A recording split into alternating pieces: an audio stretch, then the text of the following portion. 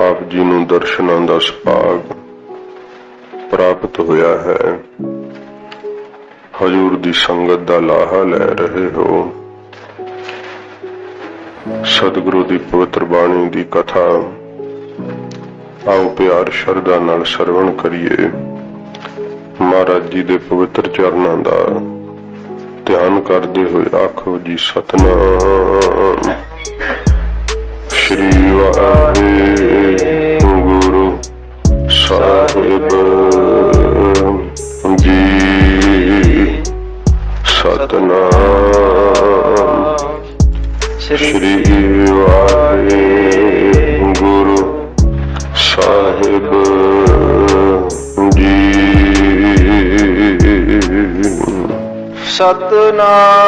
सतनाम श्री वाहिगुरु जी। महला पहला। गरीब नवाज सच्चे पातशाह धन गुरु नानक साहब जी महाराज आसा दी वार दा छेवां श्लोक सतगुरु जी बख्शिश कर रहे सीगे। कल श्लोक दी कथा होई सी। शेख ब्रह्म ने इस्लाम दी बाबत महाराज तो पुछया सी। सतगुरु जी ने आख्या सी कि एक वाहिगुरु दे प्रेम तो बिना सारे ही साधन शेख ब्रह्म अधूरे रहिंदे है। केवल धर्म दे कर्म वो विखावा ही रह जाते हैं। सच्चे पातशाह जी ने कहा कि धर्म दी हौमे जिहड़ी है ये जीव नूं परमार्थ विच बड़ा विघन मारदी है। जिहड़ा कर्म कांड मन हंकार सहित बनिया रहिंदा है। सतगुरु जी कहंदे है कल्ले कर्म कांड नाल वो हंगता नहीं नाश हुंदी। जे करके वाहिगुरु नाल प्यार लग जावे फिर बारी भी सारे कर्म कांड सफले हो जाते हैं। सतगुरु जी ने सारे ही फिरके प्रेम तो बिना सखने कहे है गरीब नवाज जी ने। हुण सतगुरु जी नूं फिर शेख ब्रह्म ने बेनती करके पुछया महाराज साडे ये मन्निया जांदा है कि जिहड़ा संस्कार कर देईदा उन्होंने फिर दोजकां विच साड़िया जांदा है जां परलोक विच उन्होंने सड़ना पैंदा है। ते महाराज साड़न नूं साडे धर्म विच अपवित्र मनदे है। महाराज आप कृपा करके दसो कि की सही है। महाराज सच्चे पातशाह जी ने जदों शेख ब्रह्म दे कोलों सुनिया क्योंकि इस्लाम विच दफन कीता जांदा है ते जिहड़ा ईसाई मत है उहदे विच भी दफनाया जांदा है। इस तरह जदों सतगुरां जी नूं बेनती करके पुछया महाराज जी कहंदे ने शेख ब्रह्म तुहाडे मसलियां दीयां किताबां विच लिखिया होया ना भी एक पैर धरिए ते बादशाह दी कबर ते आउंदा है ते दूसरा पैर धरिए ते वजीर दी कबर ते पैंदा है कि इन्ने वजीर ते बादशाही हो गुजरे इस संसार तो। फिर ये गल तुसी मनदे हो ना कि कोई थां खाली नहीं जिथे कबरां ना होण। क्या हाँ महाराज ये तां साडे मसलियां दी किताबां विच लिखिया होया है। फिर सतगुरु जी कहंदे भी शेख ब्रह्म सुन एक किवें जिहड़ा है वो संस्कार करना ही उत्तम है। महाराज सच्चे पातशाह जी दसदे हन इस श्लोक द्वारा महाराज महले द्वारा बख्शिश करदे महला पहला।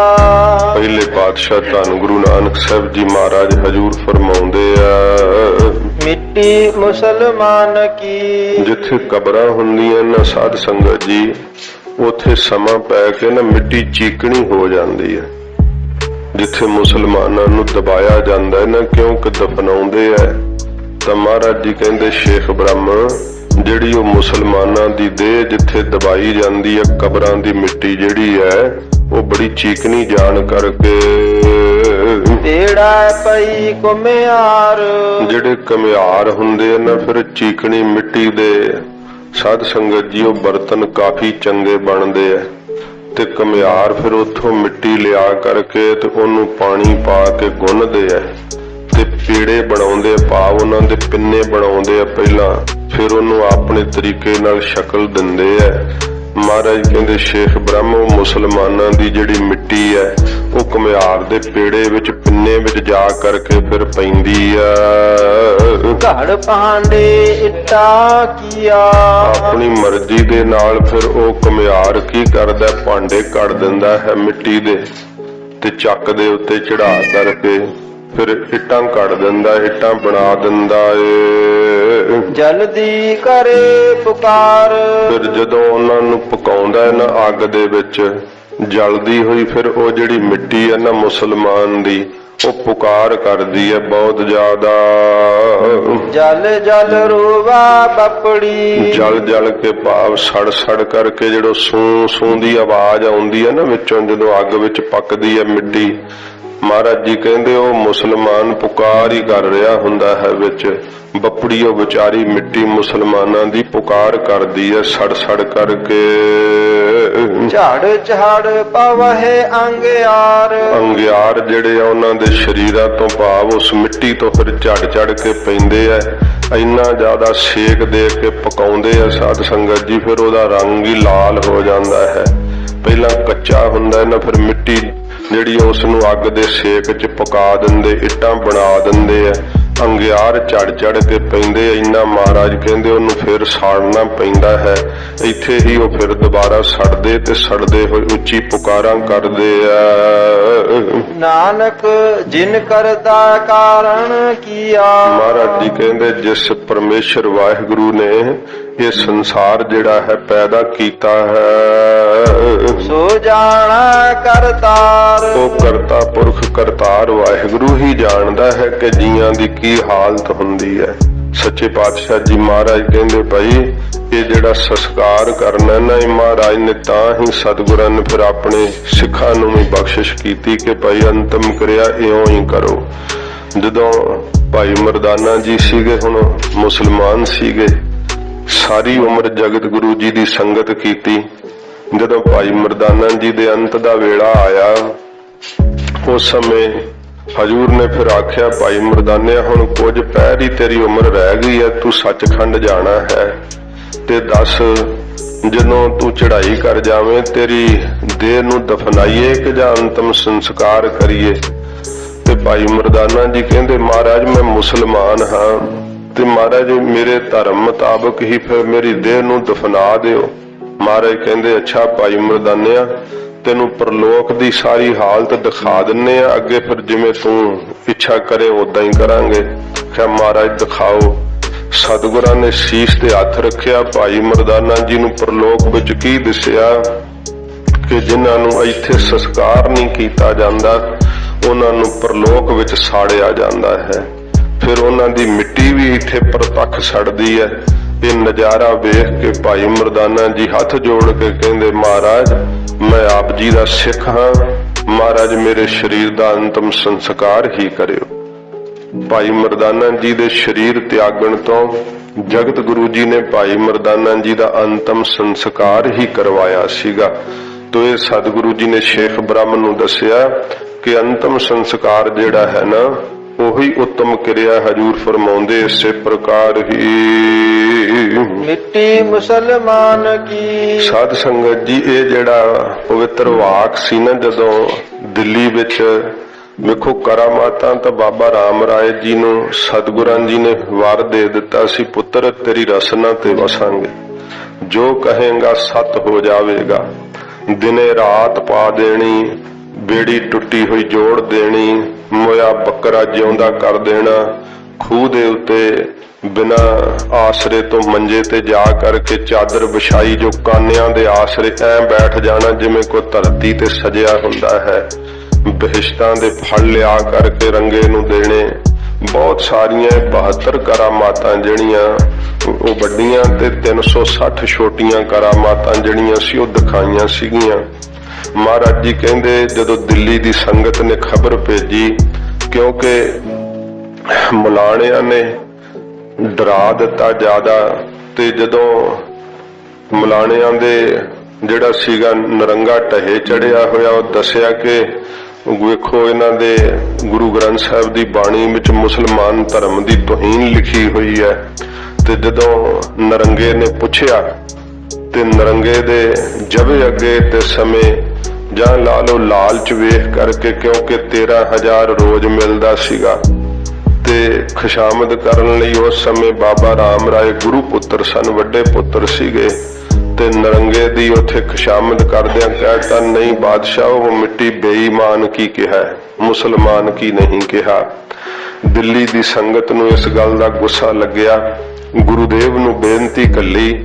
ਸਤਿਗੁਰਾਂ ਜੀ ਨੇ ਫਿਰ ਸੁਣ ਕਰਕੇ ਇਹੋ ਜੇ ਖਪੇ ਹੋਏ, ਮਹਾਰਾਜ ਹਜੂਰ ਕਹਿੰਦੇ ਤੂੰ ਬਈ ਕਿਉਂ ਖੁਸ਼ਾਮਦ ਕੀਤੀ ਹੈ ਤੁਰਕ ਦੀ, ਜੋ ਕਹਿੰਦਾ ਉਹ ਹੋ ਸਕਦਾ ਸੀ, ਅਸੀਂ ਜਦੋਂ ਤੈਨੂੰ ਵਰ ਦਿੱਤਾ ਸੀਗਾ, ਕਿਉਂ ਨਹੀਂ ਤੂੰ ਇਸ ਗੱਲ ਨੂੰ ਸਿੱਧ ਕੀਤਾ। ਗੁਰੂ ਨਾਨਕ ਸਾਹਿਬ ਦੀ ਬਾਣੀ ਦਾ ਸ਼ਬਦ ਬਦਲਿਆ ਜਾਂ ਮਹਾਰਾਜ ਕਹਿੰਦੇ ਸਾਡੇ ਸਾਥ ਜ਼ਿੰਦਗੀ ਮੱਥੇ ਨਾ ਲੱਗੀ। ਹਜੂਰ ਨੇ ਤਿਆਗ ਦਿੱਤਾ ਸੀ ਆਪਣੇ ਪੁੱਤਰ ਨੂੰ, ਤੇ ਸਾਰੀ ਜ਼ਿੰਦਗੀ ਸਾਧ ਸੰਗਤ ਜੀ ਮੱਥੇ ਨਹੀਂ ਸੀ ਲਾਇਆ। ਇਹ ਸੱਚੇ ਪਾਤਸ਼ਾਹ ਜੀ ਦੇ ਘਰ ਦਾ ਅਸੂਲ ਹੈ। ਮਹਾਰਾਜ ਨੇ ਗੁਰਬਾਣੀ ਨੂੰ ਅਖੰਡ ਰੱਖਿਆ, ਸੱਚੇ ਪਾਤਸ਼ਾਹ ਜੀ ਨੇ। ਤੋ ਹਜੂਰ ਫਰਮਾਉਂਦੇ ਹਨ, ਅੰਤਰੀਵ ਅਰਥ ਹੁਣ ਸੁਣੋ। ਮਿੱਟੀ ਮੁਸਲਮਾਨ ਕੀ। ਇਹ ਸਾਧ ਸੰਗਤ ਜੀ ਜਿਹੜਾ ਸਾਡਾ ਇਹ ਸਰੀਰ ਹੈ ਨਾ, ਮਾਣ ਦਾ ਹੀ ਮੂਸਲ ਹੈ। ਮਹਾਰਾਜ ਜੀ ਕਹਿੰਦੇ ਇਹਦੀ ਜਿਹੜੀ 5 ਤੱਤਾਂ ਰੂਪੀ ਮਿੱਟੀ ਹੈ, ਪੇੜਾ ਪਈ ਕੁਮਿਆਰ। ਬ੍ਰਹਮਾ ਰੂਪੀ ਕੁਲਾਲ ਕੁਮਿਆਰ ਦੇ ਪੇੜੇ ਵਿੱਚ ਸਾਧ ਸੰਗਤ ਜੀ ਕੀ ਪੱਲੇ ਵਿੱਚ ਪਈ ਜਿਸ ਵਕਤ ਘੜ ਭਾਂਡੇ ਇੱਟਾ ਕੀਆ। ਉਹਨੇ ਇਹ ਦੇਹਾਂ ਰੂਪੀ ਭਾਂਡੇ ਘੜ ਦਿੱਤੇ, ਜਿਹੜੀਆਂ ਚੇਤਨ ਦੇਹਾਂ ਨੇ, ਤੇ ਜਿਹੜੀਆਂ ਜੜ ਨੇ ਸਾਧ ਸੰਗਤ ਜੀ ਇੱਟਾਂ ਦੀ ਨਿਆਈ ਉਹ ਬਣਾਤੇ, ਜਿਵੇਂ ਪੱਥਰ ਨੇ, ਪਹਾੜ ਨੇ, ਜੜ ਜੂਨਾ ਬਣਾ ਦਿੱਤੀਆਂ। ਜਲਦੀ ਕਰੇ ਪੁਕਾਰ। ਤੇ ਜਦੋਂ ਫਿਰ ਇਹ ਮਾਤਾ ਦੇ ਉਦਰ ਵਿੱਚ ਆਉਂਦੀ ਹੈ ਨਾ, ਜੀਵ ਦੀ 5 ਤੱਤਾਂ ਰੂਪੀ ਮਿੱਟੀ ਦੇਹ ਬਣਦੀ ਹੈ, ਤੇ ਫਿਰ ਜਲਦੀ ਹੋਈ ਮਹਾਰਾਜ ਕਹਿੰਦੇ ਪੁਕਾਰ ਕਰਦੀ ਹੈ ਪਰਮੇਸ਼ਰ ਦੇ ਅੱਗੇ। ਜਲ ਜਲ ਰੋਵਾ ਬਪੜੀ। ਫਿਰ ਪਰਮੇਸ਼ਰ ਜਨਮ ਦੇ ਦਿੰਦਾ ਹੈ ਸੰਸਾਰ ਦੇ ਅੰਦਰ। ਬਚਪਨ ਦੇ ਵਿੱਚ ਸਾਧ ਸੰਗਤ ਜੀ ਇਸ ਪ੍ਰਕਾਰ ਜਿਹੜਾ ਨਾ ਉਹ ਬੇਸੁਰਤ ਅਗਿਆਤ ਪੁਣੇ ਦੇ ਅੰਦਰ ਜਲਦਾ ਹੈ, ਜਵਾਨੀ ਵਿੱਚ ਕਾਮ ਦੇ ਵਿਸ਼ੇ ਵਿੱਚ ਜਲਦਾ ਹੈ, ਇਉਂ ਮਾਇਆ ਦੀ ਤ੍ਰਿਸ਼ਨਾ ਕਰਕੇ ਜਲਦਾ ਹੈ, ਕ੍ਰੋਧ ਦੀ ਅੱਗ ਕਰਕੇ ਜਲਦਾ ਹੈ। ਤੇ ਜਲਦੀ ਹੋਈ ਫਿਰ ਇਹਦੀ ਜਿਹੜੀ ਹੈ ਨਾ ਇਹ 5 ਤੱਤਾਂ ਰੂਪੀ ਮਿੱਟੀ ਬੱਪੜੀ ਵਿਚਾਰੀ ਪੁਕਾਰ ਹੀ ਕਰਦੀ ਰਹਿੰਦੀ ਆ। ਝੜ ਝੜ ਪਵਹਿ ਅੰਗਿਆਰ। ਤੇ ਪਾਪਾ ਰੂਪੀ ਅੰਗਿਆਰ ਝੜ ਝੜ ਕੇ ਪੈਂਦੇ ਇਸ 5 ਤੱਤਾਂ ਰੂਪੀ ਮਿੱਟੀ ਤੋਂ, ਦੇਹ ਤੋਂ। ਨਾਨਕ ਜਿਨ ਕਰਤਾ ਕਾਰਣ ਕੀਆ। ਜਿਸ ਕਰਤਾ ਪੁਰਖ ਵਾਹਿਗੁਰੂ ਨੇ, ਧੰਨ ਗੁਰੂ ਨਾਨਕ ਸਾਹਿਬ ਜੀ ਕਹਿੰਦੇ ਭਾਈ ਕਾਰਨ ਇਹ 5 ਸੂਖਸ਼ਮ ਤੱਤ ਤੇ 5 ਸਥੂਲ ਤੱਤ ਕੀਤੇ ਹਨ। ਸੋ ਜਾਣਾ ਕਰਤਾਰ। ਉਹ ਕਰਤਾਰ ਵਾਹਿਗੁਰੂ ਹੀ ਜਾਣਦਾ ਹੈ ਕਿ ਕਿਸ ਜੀਵ ਦੀ ਕੀ ਕਰਨੀ ਹੈ ਤੇ ਉਹਦੀ ਕੀ ਹਾਲਤ ਹੋਵੇਗੀ। ਮਹਾਰਾਜ ਕਹਿੰਦੇ ਭਾਈ ਜੀਆਂ ਕੋਲੋਂ ਤਾਂ ਕੋਈ ਛੁਪਾ ਸਕਦਾ, ਪਰ ਕਰਤਾ ਪੁਰਖ ਤਾਂ ਵਾਹਿਗੁਰੂ ਸਭ ਕੁਝ ਹੀ ਜਾਣਦਾ ਹੈ। ਜਿਸ ਨੇ ਸਾਰੀ ਸ੍ਰਿਸ਼ਟੀ ਨੂੰ ਬਣਾਇਆ, ਸਾਰਾ ਸੰਸਾਰ ਜਿਸ ਰਚਿਆ ਹੈ, ਉਹਦੇ ਕੋਲੋਂ ਕੁਝ ਗੁੱਝਾ ਨਹੀਂ ਹੈ। ਉਹ ਤਾਂ ਜਾਣਦਾ ਹੈ ਕਿ ਕਿਹਦੀ ਸਦਗਤੀ ਹੋਊਗੀ। ਪਰਮੇਸ਼ਰ ਨੇ ਇਹ ਸਾਰੇ ਕਾਨੂੰਨ ਤੇ ਅਸੂਲ ਬਣਾ ਕਰਕੇ ਆਪਣੀ ਪ੍ਰਾਪਤੀ ਗੁਰੂ ਰਾਹੀਂ ਦੱਸੀ ਹੈ। ਪੌੜੀ ਦੁਆਰਾ ਮਹਾਰਾਜ ਜੀ ਫਰਮਾਉਂਦੇ ਆ, ਬਿਨ ਸਤਿਗੁਰ ਕਿਨਾ ਨ ਪਾਇਓ। ਸਤਿਗੁਰੂ ਜੀ ਕਹਿੰਦੇ ਸ਼ੇਖ ਬ੍ਰਹਮ ਸਤਿਗੁਰੂ ਤੋਂ ਬਿਨਾਂ ਤਾਂ ਕਿਸੇ ਨੇ ਵੀ ਨਹੀਂ ਵਾਹਿਗੁਰੂ ਨੂੰ ਪਾਇਆ ਹੈ। ਬਿਨ ਸਤਿਗੁਰ ਕਿਨਾ ਨ ਪਾਇਆ। ਇਹ ਸੱਚ ਨਿਸ਼ਚੈ ਕਰਕੇ ਜਾਣ ਲਓ ਕਿ ਬਿਨਾਂ ਸਤਿਗੁਰੂ ਧਾਰਨ ਤੋਂ, ਗੁਰੂ ਵਾਲੇ ਬਣੇ ਤੋਂ ਬਿਨਾਂ ਗੁਰੂ ਦੀ ਪ੍ਰਾਪਤੀ ਨਹੀਂ ਹੈ। ਸ਼ੇਖ ਬ੍ਰਹਮ ਜੀ ਨੇ ਵੀ 36 ਸਾਲ ਤਪ ਕਰਕੇ ਜਦੋਂ ਪੁਕਾਰ ਕੀਤੀ ਸੀ, ਅੱਲਾ ਮੇਰੇ ਵਿੱਚ ਕੀ ਨੁਕਸ ਹੈ ਮੈਨੂੰ ਜੋ ਤੇਰੀ ਪ੍ਰਾਪਤੀ ਨਹੀਂ ਹੁੰਦੀ, ਤਾਂ ਫਿਰ ਆਕਾਸ਼ਵਾਣੀ ਹੋਈ, ਫਰੀਦ ਗੁਰੂ ਧਾਰਨ ਕਰ, ਗੁਰੂ ਤੋਂ ਬਿਨਾਂ ਸਾਡੀ ਪ੍ਰਾਪਤੀ ਨਹੀਂ। ਪਾਕ ਪੱਟਨ ਵਿੱਚ ਸਾਧ ਸਰਫਤ ਜੀ ਨੂੰ ਫਿਰ ਗੁਰੂ ਧਾਰਨ ਕੀਤਾ ਸੀਗਾ ਫਰੀਦ ਜੀ ਨੇ। 12 ਸਾਲ ਸੇਵਾ ਕੀਤੀ, ਫਿਰ ਅੱਲਾ ਦੀ ਸਾਖਿਆਤਤਾ ਹੋਈ। ਇਸ ਪ੍ਰਕਾਰ ਸਤਿਗੁਰੂ ਕਹਿੰਦੇ ਆ ਬਿਨਾਂ ਸਤਿਗੁਰੂ ਤੋਂ ਕਿਉਂਕਿ ਸਤਿਗੁਰੂ ਜੀ ਹੀ ਗਿਆਨ ਦੇ ਦਾਤੇ ਹੈ। ਗੁਰੂ ਹੀ ਕਿਰਪਾ ਕਰਕੇ ਬਖਸ਼ਿਸ਼ ਕਰਕੇ ਅਗਿਆਨਤਾ ਦੇ ਹਨੇਰੇ ਨੂੰ ਦੂਰ ਕਰਕੇ ਤੇ ਗਿਆਨ ਦਾ ਪ੍ਰਕਾਸ਼ ਕਰਦੇ ਹੈ। ਬਿਨਾਂ ਸਤਿਗੁਰੂ ਤੋਂ ਕਿਸੇ ਨੇ ਵੀ ਵਾਹਿਗੁਰੂ ਨੂੰ ਨਹੀਂ ਪਾਇਆ ਹੈ। ਸਤਿਗੁਰ ਵਿੱਚ ਆਪ ਰੱਖਿਓ ਨ। ਸਤਿਗੁਰੂ ਜੀ ਦੇ ਵਿੱਚ ਪਰਮੇਸ਼ਰ ਨੇ ਆਪਣਾ ਆਪ ਰੱਖਿਆ ਹੋਇਆ ਹੈ। ਵਾਹਿਗੁਰੂ ਆਪ ਪ੍ਰਤੱਖ ਹਨ, ਕੋਈ ਰੰਚਕ ਮਾਤਰ ਵੀ ਭੇਦ ਤੇ ਫਰਕ ਨਹੀਂ ਹੈ। ਪ੍ਰਤੱਖ ਸਾਖਸ਼ਾਤ ਪਾਰ ਬ੍ਰਹਮ ਹਨ ਸਤਿਗੁਰੂ ਜੀ ਆਪ। ਕਰ ਪ੍ਰਗਟ ਆਖ ਸੁਣਾਇਆ। ਮਹਾਰਾਜ ਜੀ ਕਹਿੰਦੇ ਇਹ ਪ੍ਰਗਟ ਕਰਕੇ ਅਸੀਂ ਕਹਿ ਕੇ ਸੁਣਾਇਆ ਹੈ ਕਿ ਸਤਿਗੁਰੂ ਪਾਰ ਬ੍ਰਹਮ ਰੂਪ ਹਨ। ਫਿਰ ਸਤਿਗੁਰੂ ਜੀ ਕਹਿੰਦੇ ਕਰ ਪ੍ਰਗਟ ਆਖ ਸੁਣਾਇਆ। ਸਤਿਗੁਰੂ ਜੀ ਦੇ ਅੰਦਰ ਆਪ ਪਰਮੇਸ਼ਰ ਵਰਤ ਰਿਹਾ ਨਾ, ਇਸ ਕਰਕੇ ਗੁਰੂ ਸਾਹਿਬ ਜੀ ਪ੍ਰਗਟ ਕਰਕੇ ਕਹਿ ਕੇ ਪਹਿਲੋਂ ਸੁਣਾਉਂਦੇ ਆ ਤੇ ਫਿਰ ਸਿੱਖ ਨੂੰ ਪ੍ਰਤੱਖ ਕਰਕੇ ਵਿਖਾ ਦਿੰਦੇ ਸੱਚੇ ਪਾਤਸ਼ਾਹ। ਗੁਰੂ ਸਾਹਿਬ ਪਹਿਲਾਂ ਆਪਣੇ ਮੁਖ ਤੋਂ ਉਪਦੇਸ਼ ਦਿੰਦੇ ਆ ਤੇ ਉਪਦੇਸ਼ ਦੇ ਕਰਕੇ ਸਤਿਗੁਰੂ ਸਿੱਖ ਦੇ ਉੱਤੇ ਕਿਰਪਾ ਦ੍ਰਿਸ਼ਟੀ ਕਰਦੇ ਆ। ਜਦੋਂ ਸਿੱਖ ਸ਼ਰਧਾ ਤੇ ਵਿਸ਼ਵਾਸ ਨਾਲ ਸੁਣਦਾ ਹੈ, ਉਹਦੇ ਫਿਰ ਅੰਦਰ ਦਿਵ ਦ੍ਰਿਸ਼ਟ ਜਾਗਦੀ ਹੈ, ਉਹਦੇ ਮਨ ਤੇ ਬੁੱਧ ਰੂਪੀ ਨੇਤਰ ਖੁੱਲਦੇ ਆ ਤੇ ਪ੍ਰਤੱਖ ਉਸ ਨੂੰ ਪਰਮੇਸ਼ਰ ਦਾ ਦੀਦਾਰ ਹੁੰਦਾ ਹੈ। ਸਤਿਗੁਰੂ ਪਰਮੇਸ਼ਰ ਰੂਪ ਵਿੱਚ ਦਿਸ ਪੈਂਦੇ ਆ। ਸਤਿਗੁਰ ਮਿਲਿਆ ਸਦਾ ਮੁਕਤ ਹੈ। ਸਤਿਗੁਰੂ ਜੀ ਦੇ ਮਿਲਣੇ ਕਰਕੇ ਤਾਂ ਹਮੇਸ਼ਾ ਫਿਰ ਮੁਕਤੀ ਹੋ ਜਾਂਦਾ ਹੈ, ਕਦੇ ਉਹਨੂੰ ਗੇੜਿਆਂ ਵਿੱਚ ਨਹੀਂ ਆਉਣਾ ਪੈਂਦਾ। ਇਹ ਸਤਿਗੁਰੂ ਐਸੀ ਵਡਮੁੱਲੀ ਦਾਤ ਜੀਆਂ ਦੇ ਉੱਤੇ ਕਰਦੇ ਆ। ਜਿਨ ਵਿੱਚ ਹੋ ਮੋਹ ਚੁਕਾਇਆ। ਧੰਨ ਸਤਿਗੁਰੂ ਜਿਨ੍ਹਾਂ ਨੇ ਵਿੱਚੋਂ ਮੋਹ ਸ਼ਰੀਰਾਂ ਦਾ ਚੁਕਾ ਦਿੱਤਾ, ਨਾਸ਼ ਕਰ ਦਿੱਤਾ। ਤੇ ਉਹ ਸਾਧ ਸੰਗਤ ਜੀ ਮੂਲਾ ਖੱਤਰੀ ਵੀ ਤਾਂ ਕਹਿੰਦਾ ਸੀ ਨਾ ਕਿ ਮਰਨਾ ਸੱਚ ਤੇ ਜਿਉਣਾ ਝੂਠ। ਜਦੋਂ ਹਜੂਰ ਲੈ ਤੁਰੇ ਸੀ ਨਾਲ ਤੇ ਫਿਰ ਮਹਾਰਾਜ ਨੇ ਆਖਿਆ ਸੀ, ਜਦੋਂ ਕਈ ਚਿਰ ਬੀਤ ਗਏ, ਜਦੋਂ ਕਈ ਚਿਰ ਬਤੀਤ ਹੋ ਗਿਆ ਤੇ ਫਿਰ ਸਾਧ ਸੰਗਤ ਜੀ ਇਹਦੀ ਘਰਵਾਲੀ ਨੂੰ ਕਿਸੇ ਨੇ ਆਖਿਆ ਕਿ ਮੂਲਾ ਤਾਂ ਜਿਹੜਾ ਹੈ ਉਹ ਚੜ੍ਹਾਈ ਕਰ ਗਿਆ। ਉਹ ਘਰ ਵਿੱਚ ਚਿਖਾ ਬਣਾ ਕਰਕੇ ਜਦੋਂ ਸੜ ਕੇ ਮਰਨ ਲੱਗੀ, ਮਹਾਰਾਜ ਆਖਿਆ ਵੀ ਮੂਲਿਆ ਤੇਰੀ ਘਰਵਾਲੀ ਨੂੰ ਤਾਂ ਕਿਸੇ ਨੇ ਤੇਰੇ ਮੌਤ ਦੀ ਖਬਰ ਦੇ ਦਿੱਤੀ। ਤੇ ਮਹਾਰਾਜ ਕਹਿੰਦੇ ਉਹ ਤਾਂ ਸੜ ਮਰਨ ਲੱਗੀ ਆ। ਮੂਲਾ ਕਹਿੰਦਾ ਮਹਾਰਾਜ ਮੈਂ ਤਾਂ ਜਿਉਂਦਾ। ਮੋਹ ਜਾਗਿਆ ਨਾ ਫਿਰ ਉੱਥੇ। ਸੱਚੇ ਪਾਤਸ਼ਾਹ ਜੀ ਮਹਾਰਾਜ ਦੇ ਇਉਂ ਬਚਨ ਕਹਿਣ ਤੋਂ ਫਿਰ ਮੂਲੇ ਨੂੰ ਮਹਾਰਾਜ ਘਰ ਵੀ ਪਹੁੰਚਾਇਆ। ਫਿਰ ਸਾਧ ਸੰਗਤ ਜੀ ਜਦੋਂ ਮੂਲਾ ਖੱਤਰੀ ਸਤਿਗੁਰਾਂ ਜੀ ਤੋਂ ਬੇਮੁਖ ਹੋਇਆ, ਬਾਹਰ ਨਾ ਆਇਆ, ਸਤਿਗੁਰਾਂ ਦੇ ਸਨਮੁਖ ਹੁੰਦਾ ਤੇ ਉਦੋਂ ਹੀ ਸਦਗਤੀ ਪ੍ਰਾਪਤ ਹੋ ਜਾਣੀ ਸੀ। ਮਹਾਰਾਜ ਜੀ ਤੋਂ ਬੇਮੁਖ ਹੋਇਆ। ਸਤਿਗੁਰੂ ਜੀ ਨੂੰ ਜੋ ਮਨ ਬਾਣੀ ਸਰੀਰ ਕਰਕੇ ਮਿਲ ਜਾਂਦੇ ਆ ਨਾ, ਫਿਰ ਵੀ ਸਾਧ ਸੰਗਤ ਜੀ ਸਰੀਰ ਕਰਕੇ ਮਿਲੇ ਨੂੰ ਵੀ ਮਹਾਰਾਜ ਨੂੰ ਲਾਜ ਸੀ ਨਾ ਸੱਚੇ ਪਾਤਸ਼ਾਹ ਨੂੰ। ਇਸ ਕਰਕੇ ਮਹਾਰਾਜ ਆਖਦਾ ਕਿ ਅੱਛਾ ਹੁਣ ਬੇਮੁਖ ਹੋਇਆ ਤੇ ਵੀ ਹੁਣ ਜੂਨਾਂ 'ਚ ਭਟਕੂਗਾ ਥੋੜਾ ਚਿਰ, ਪਰ ਇਹਨੂੰ ਮਰੇ ਨੂੰ ਚੁੱਕ ਲਿਆਏ ਸਾਡੀ ਹਜ਼ੂਰੀ 'ਚ ਫਲ ਹੋਊਗਾ, ਇਹਨੂੰ 10ਵੇਂ ਜਾਮੇ 'ਚ ਬਖਸ਼ ਦਿਆਂਗੇ। ਮਹਾਰਾਜ ਨੇ ਫਿਰ ਸਦਾ ਲਈ ਤੀਰ ਮਾਰ ਕੇ ਇੱਥੇ ਮੁਕਤ ਕੀਤਾ ਸੀ ਉਸ ਨੂੰ। ਗਰੀਬ ਨਵਾਜ਼ ਸੱਚੇ ਪਾਤਸ਼ਾਹ ਜੀ ਕਹਿੰਦੇ ਸਤਿਗੁਰਾਂ ਦੇ ਮਿਲਣੇ ਕਰਕੇ ਮੁਕਤੀ ਭਾਈ ਜੇ ਬੇਮੁਖ ਹੋ ਜੇ ਥੋੜਾ ਚਿਰ ਤਾਂ ਫਿਰ ਥੋੜੀ ਲੇਟ ਹੋ ਜੂਗੀ, ਨਹੀਂ ਤਾਂ ਮਹਾਰਾਜ ਸੱਚੇ ਪਾਤਸ਼ਾਹ ਮੁਕਤ ਤਾਂ ਉਸੇ ਵੇਲੇ ਹੀ ਕਰ ਦਿੰਦੇ ਆ। ਤੇ ਜੇ ਬੇਮੁਖ ਹੋ ਜੇ ਤਾਂ ਮਹਾਰਾਜ ਨੂੰ ਲਾਜ ਹੁੰਦੀ। ਸਤਿਗੁਰੂ ਮੁਕਤ ਜ਼ਰੂਰ ਕਰਦੇ ਆਪਣੇ ਸਿੱਖ ਨੂੰ, ਮਹਾਰਾਜ ਛੱਡਦੇ ਨਹੀਂ। ਗਰੀਬ ਨਵਾਜ਼ ਸੱਚੇ ਪਾਤਸ਼ਾਹ ਮੁਕਤ ਕਰਨ ਤੋਂ ਸਤਿਗੁਰੂ ਜੀ ਰਹਿਤ ਨਹੀਂ ਰਹਿਣ ਦਿੰਦੇ, ਭਾਵ ਮੁਕਤ ਤੋਂ ਖਾਲੀ ਨਹੀਂ ਰਹਿਣ ਦਿੰਦੇ, ਮੁਕਤ ਜ਼ਰੂਰ ਬਖਸ਼ਿਸ਼ ਕਰਦੇ ਆ। ਅਵਸ਼ ਬਰ ਅਵਸ਼ ਹਮੇਸ਼ਾ ਲਈ ਮੁਕਤ ਕਰ ਦਿੰਦੇ ਆ ਬੰਧਨਾਂ ਤੋਂ। ਜਿਨ ਵਿੱਚੋਂ ਮੋਹ ਚੁਕਾਇਆ। ਧੰਨ ਸਤਿਗੁਰੂ ਜਿਨ੍ਹਾਂ ਨੇ ਵਿੱਚੋਂ ਸ਼ਰੀਰਾਂ ਦਾ ਮੋਹ ਹੀ ਚੁਕਾ ਦਿੱਤਾ, ਮੋਹ ਨਾਸ਼ ਕਰ ਦਿੱਤਾ, ਧਰਮ ਲਈ ਕੁਰਬਾਨ ਹੋਣ ਦਾ ਜਜ਼ਬਾ ਦਿੱਤਾ, ਪਰਮਾਰਥ ਦਾ ਰਾਹ ਵਿਖਾ ਕੇ ਵਾਹਿਗੁਰੂ ਦੇ ਸਰੂਪ ਦੀ ਸਾਖਿਆਤਤਾ ਦਿੱਤੀ। ਉੱਤਮ ਇਹੋ ਵਿਚਾਰ ਹੈ। ਸਤਿਗੁਰੂ ਜੀ ਕਹਿੰਦੇ ਸ਼ੇਖ ਬ੍ਰਹਮ ਜੀ ਸਭ ਤੋਂ ਉੱਤਮ ਤਾਂ ਇਹੋ ਹੀ ਵਿਚਾਰ ਹੈ।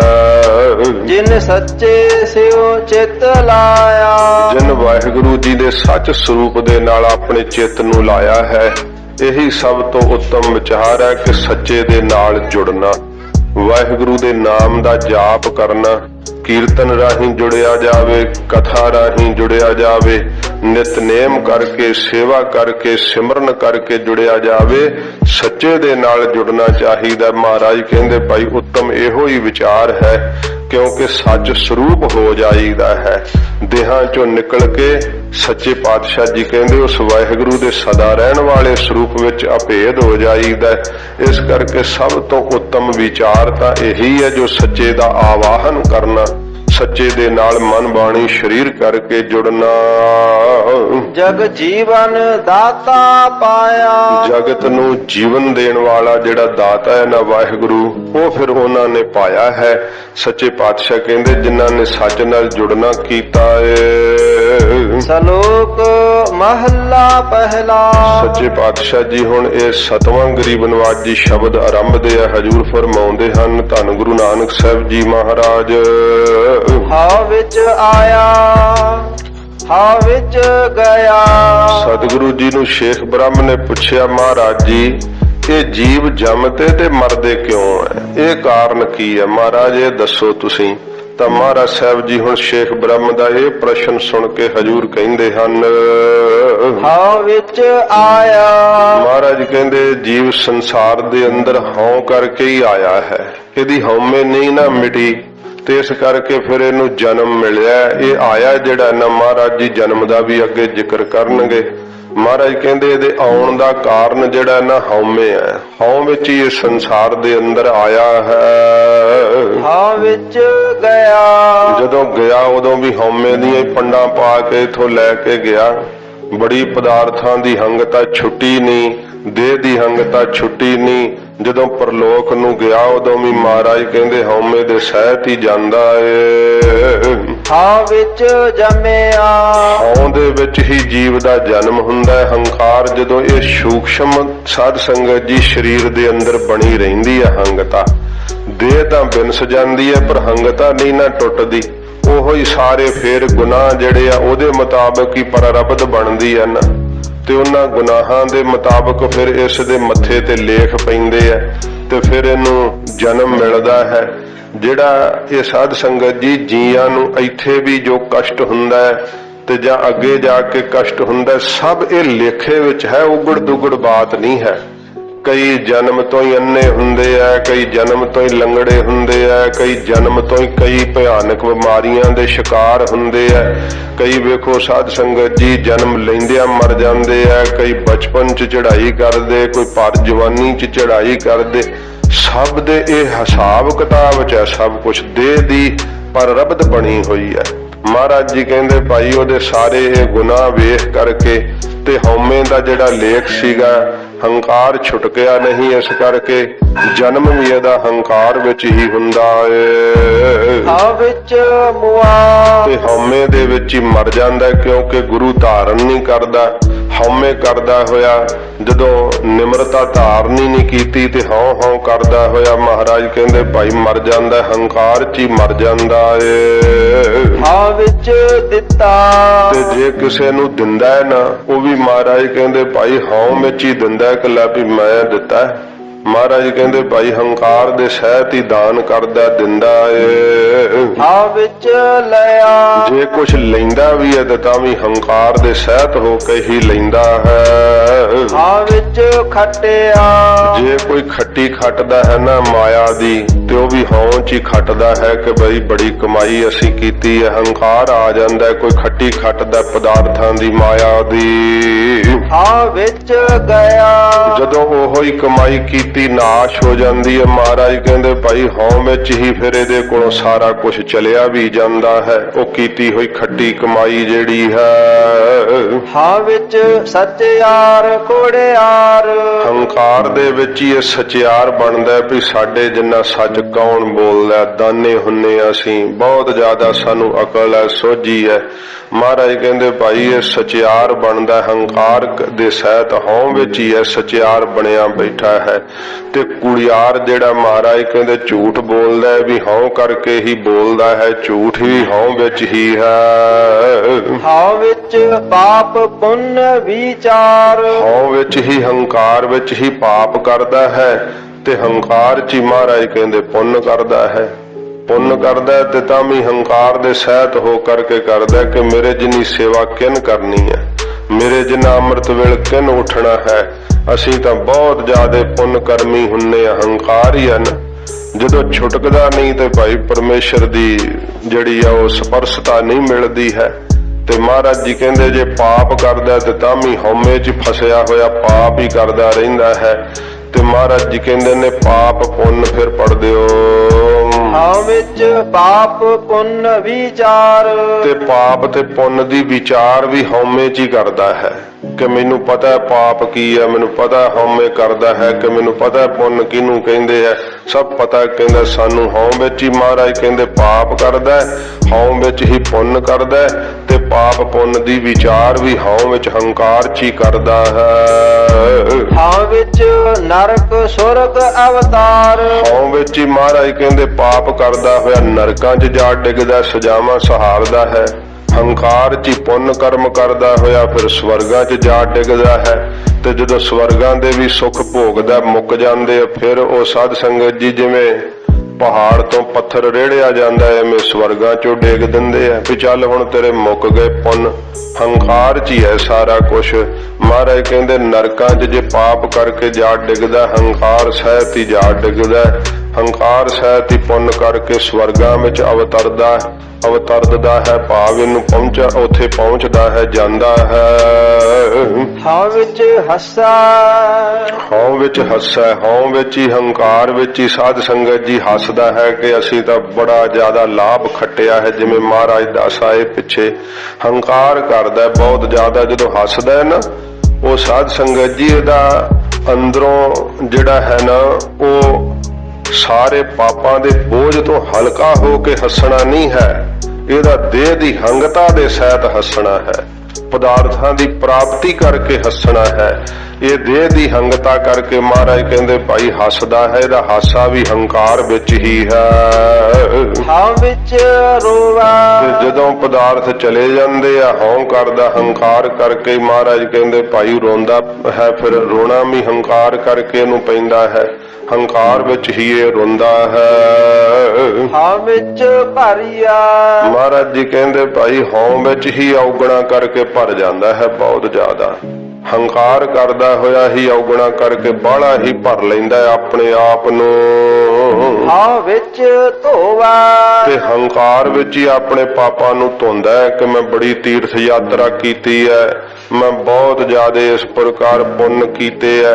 ਇਹ ਮਹਾਰਾਜ ਕਹਿੰਦੇ ਹੰਕਾਰ ਕਰਦਾ ਹੀ ਪਾਪਾਂ ਨੂੰ ਧੋਂਦਾ ਹੈ ਕਿ ਮੈਂ ਆਪਣੇ ਇਸ ਪ੍ਰਕਾਰ ਪ੍ਰਾਸ਼ਚਿਤ ਕਰਮ ਕਰ ਰਿਹਾ ਹਾਂ, ਮੈਂ ਆਹ ਕਰਮ ਕਰ ਰਿਹਾ ਹਾਂ।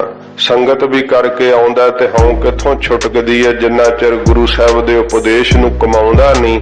ਹੰਕਾਰ ਕਰਦਾ ਹੈ ਕਿ ਮੈਂ ਬੜਾ ਸਤਸੰਗੀ ਹਾਂ, ਪਰ ਸਤ ਸੰਗਤ ਦਾ ਗੁਣ ਤਾਂ ਧਾਰਨ ਹੀ ਨਹੀਂ ਕੀਤਾ ਹੈ। ਮਹਾਰਾਜ ਕਹਿੰਦੇ ਭਾਈ ਪਾਪਾਂ ਵਿੱਚ ਭਰਦਾ ਹੈ ਆਪਣੇ ਆਪ ਨੂੰ, ਹੰਕਾਰ ਦੇ ਸਹਿਤ ਪਾਪਾਂ ਨਾਲ ਹੀ ਭਰ ਲੈਂਦਾ ਹੈ ਤੇ ਹੰਕਾਰ ਵਿੱਚ ਹੀ ਪਾਪਾਂ ਨੂੰ ਧੋਂਦਾ ਹੈ ਕਿ ਮੈਂ ਆਹ ਕਰਮ ਜਿਹੜੇ ਪਾਪਾਂ ਦੀ ਨਿਵਰਤੀ ਵਾਸਤੇ ਕੀਤੇ, ਹੰਕਾਰ ਕਰਦਾ ਹੈ। ਹਉ ਵਿੱਚ ਜਾਤੀ ਜਿਨਸੀ ਖੋਵਾ। ਸਤਿਗੁਰੂ ਜੀ ਕਹਿੰਦੇ ਭਾਈ ਹੰਕਾਰ ਵਿੱਚ ਆਪਣੀ ਜਾਤ ਦਾ ਬੜਾ ਮਾਣ ਕਰਦਾ ਹੈ ਕਿ ਸਾਡੀ ਤਾਂ ਉੱਚੀ ਜਾਤੀ ਹੁੰਦੀ ਹੈ, ਬਾਕੀਆਂ ਨੂੰ ਕੀੜੇ ਮਕੌੜੇ ਹੀ ਸਮਝਦਾ ਹੈ। ਤੇ ਕਬੀਰ ਸਾਹਿਬ ਕਹਿੰਦੇ ਤਬ ਕੁਲ ਕਿਸ ਕਾ ਲਾਜ ਸੀ ਜਬ ਲੈ ਧਰੇ ਮਸਾਨ। ਜਦੋਂ ਸ਼ਮਸ਼ਾਨ ਭੂਮਿਕਾ 'ਚ ਲਿਆ ਕੇ ਰੱਖ ਦਿੰਦੇ ਉੱਥੇ ਹੀ ਨੀਵੀਂ ਜਾਤ ਵਾਲੇ ਨੂੰ ਫੂਕ ਦਿੰਦੇ ਆ, ਉੱਥੇ ਹੀ ਉੱਚੀ ਜਾਤ ਵਾਲੇ ਨੂੰ ਫੂਕ ਦਿੰਦੇ, ਫਿਰ ਕੀ ਮਾਣ ਰਹਿੰਦਾ ਹੈ। ਇਸ ਪ੍ਰਕਾਰ ਮਹਾਰਾਜ ਜੀ ਕਹਿੰਦੇ ਹਨ ਹਉ ਵਿੱਚ ਜਾਤੀ ਜਿਨਸੀ ਖੋਵਾ। ਤੇ ਸਾਧ ਸੰਗਤ ਜੀ ਹਉ ਵਿੱਚ ਜਾਤੀ ਜਿਨਸੀ ਖੋਵਾ। ਜਿਹੜੀ ਇਸ ਪ੍ਰਕਾਰ ਜਿਹੜੀ ਜਿਨਸ ਕੀ ਹੈ, ਭਾਵ ਜਿਹੜੀਆਂ ਸਾਧ ਸੰਗਤ ਜੀ ਹਾਥੀ ਘੋੜੇ ਮੱਝਾਂ ਗਾਵਾਂ ਆਦਿਕ ਜਿਹੜੀਆਂ ਇਹਦੇ ਕੋਲ ਜਿਨਸਾਂ ਨੇ, ਭਾਵ ਪਦਾਰਥ ਹਨ, ਹੰਕਾਰ ਵਿੱਚ ਹੀ ਖੋ ਲੈਂਦਾ ਹੈ। ਹੰਕਾਰ ਕਰਨ ਵਾਲੇ ਪਦਾਰਥ ਨਾਸ਼ ਹੋ ਜਾਂਦੇ ਆ। ਇਸੇ ਪ੍ਰਕਾਰ ਹੀ ਹਉ ਵਿੱਚ ਜਾਤੀ ਜਿਨਸੀ ਖੋਵਾ। ਜਾਤੀ ਬੁੱਧੀ ਨੂੰ ਵੀ ਕਹਿੰਦੇ, ਹੰਕਾਰ ਕਰਕੇ ਆਪਣੀ ਬੁੱਧੀ ਖੋ ਲੈਂਦਾ ਸਾਧ ਸੰਗਤ ਜੀ, ਬੁੱਧੀ ਇਹਦੀ ਨਾਸ਼ ਹੋ ਜਾਂਦੀ ਹੈ। ਫਿਰ ਸਤਿਗੁਰੂ ਜੀ ਕਹਿੰਦੇ ਜਿਨਸ ਕਿਹਨੂੰ ਕਹਿੰਦੇ ਆ? ਪਦਾਰਥ ਨੂੰ। ਪਦਾਰਥ ਕੀ ਹੈ? ਨਾਮ ਰੂਪੀ ਪਦਾਰਥ। ਹੰਕਾਰ ਕਰਦਾ ਹੀ ਨਾਮ ਰੂਪੀ ਪਦਾਰਥ ਨੂੰ ਖੋ ਲੈਂਦਾ ਹੈ, ਗਵਾ ਲੈਂਦਾ ਹੈ। ਸੱਚੇ ਪਾਤਸ਼ਾਹ ਜੀ ਮਹਾਰਾਜ ਕਹਿੰਦੇ ਹੰਕਾਰ ਕਰਦਾ ਹੋਇਆ ਹੀ ਸਭ ਕੁਝ ਗਵਾ ਲੈਂਦਾ ਏ। ਹਾਂ ਵਿੱਚ ਮੂਰਖ ਹਉ ਵਿੱਚ ਮੂਰਖ, ਜੇ ਮੂਰਖਤਾ ਹੀ ਕਰਦਾ ਤੇ ਮਹਾਰਾਜ ਕਹਿੰਦੇ ਹੰਕਾਰ ਵਿੱਚ ਹੀ ਹੈ, ਤਾਂ ਹੀ ਤਾਂ ਮੂਰਖ ਬਣਿਆ ਹੋਇਆ ਹੈ। ਇਹ ਮੂਰਖ ਵੀ ਹੰਕਾਰ ਦੇ ਸਹਿਤ ਹੈ। ਹਾਂ ਵਿੱਚ ਸਿਆਣਾ ਤੇ ਜੇ ਸਿਆਣਪ ਕਰਦਾ ਕਿ ਅਸੀਂ ਤਾਂ ਬੜੇ ਗ੍ਰੰਥ ਪੜ੍ਹੇ ਆ, ਸਾਡੇ ਜਿੱਡਾ ਵਿਦਵਾਨ ਕੌਣ ਹੈ, ਕੀ ਹੈ, ਹਉਮੈ ਹੀ ਆ। ਫਿਰ ਉਹ ਗ੍ਰੰਥਾਂ ਦੇ ਪੜ੍ਹਨ ਦਾ ਲਾਭ ਤਾਂ ਇਹ ਸੀ ਨਾ ਕਿ ਨਿਮਰਤਾ ਧਾਰਨ ਕਰਕੇ ਭਜਨ ਵਿੱਚ ਜੁੜ ਜਾਂਦਾ। ਵੇਦ ਪੁਰਾਨ ਪੜ੍ਹੇ ਕੋ ਇਹ ਗੁਣ ਸਿਮਰੈ ਹਰਿ ਕੋ ਨਾਮਾ, ਵੀ ਗ੍ਰੰਥਾਂ ਦੇ ਪੜ੍ਹਨ ਦਾ ਲਾਭ ਤਾਂ ਸੀ, ਹਉਮੈ ਆਪ ਦੀ ਛੁਟਕ ਜਾਂਦੀ।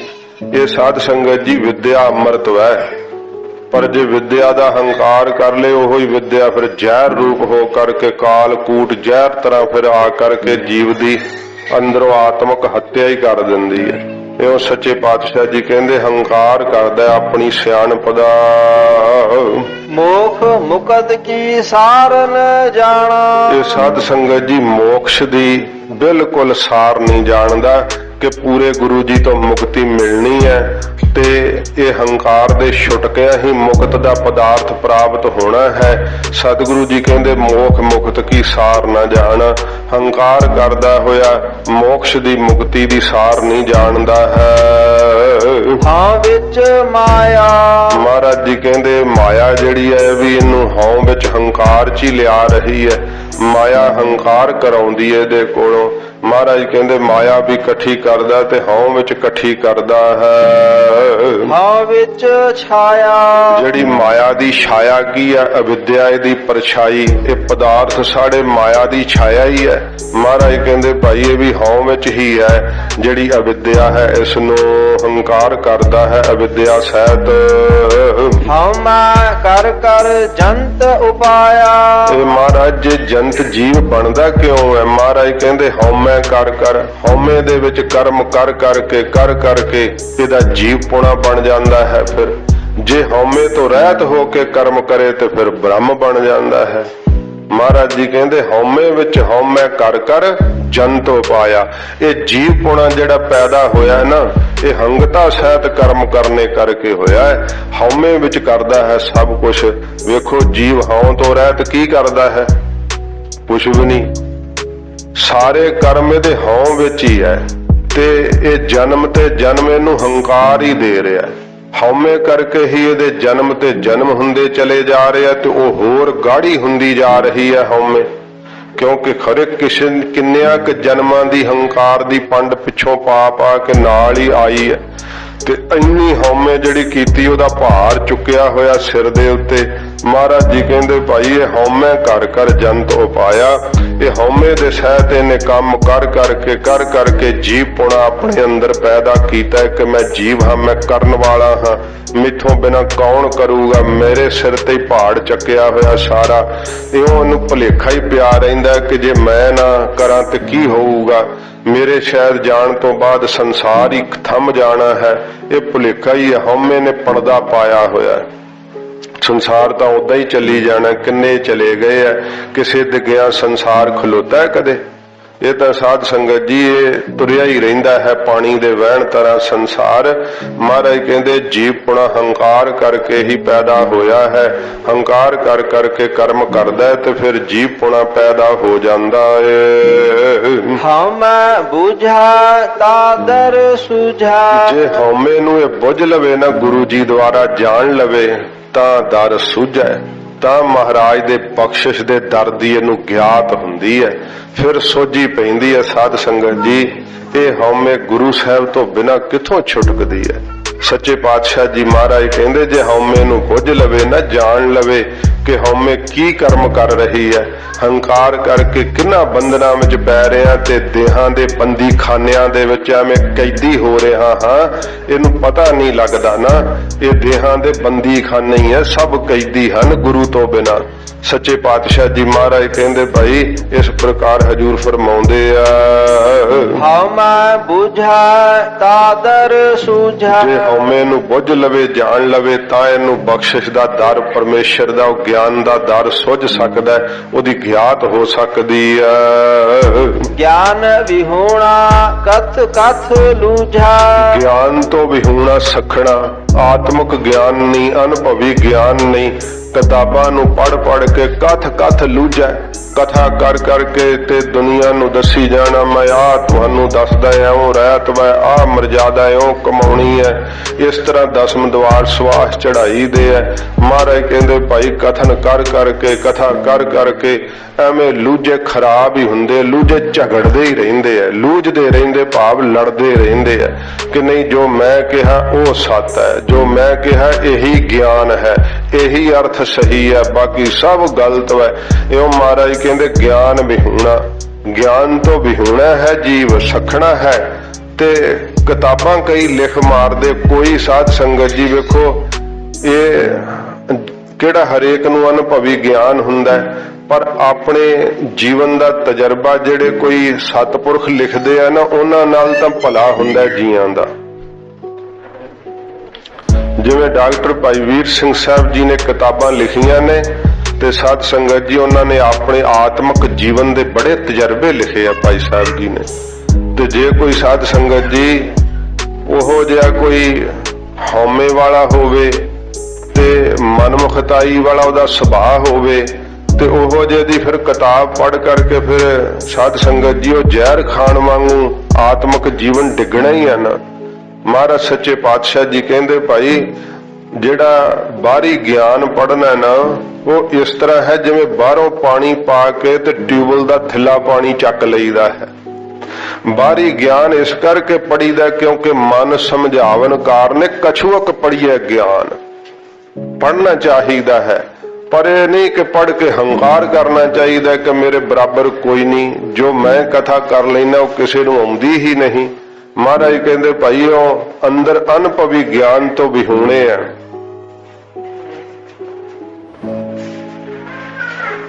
ਸਤਿਗੁਰੂ ਕਹਿੰਦੇ ਹਨ ਫਿਰ ਪੜ੍ਹਦੇ ਹੋ ਗਿਆਨ ਵਿਹੂਣਾ ਕਥ ਕਥ ਲੂਝੈ।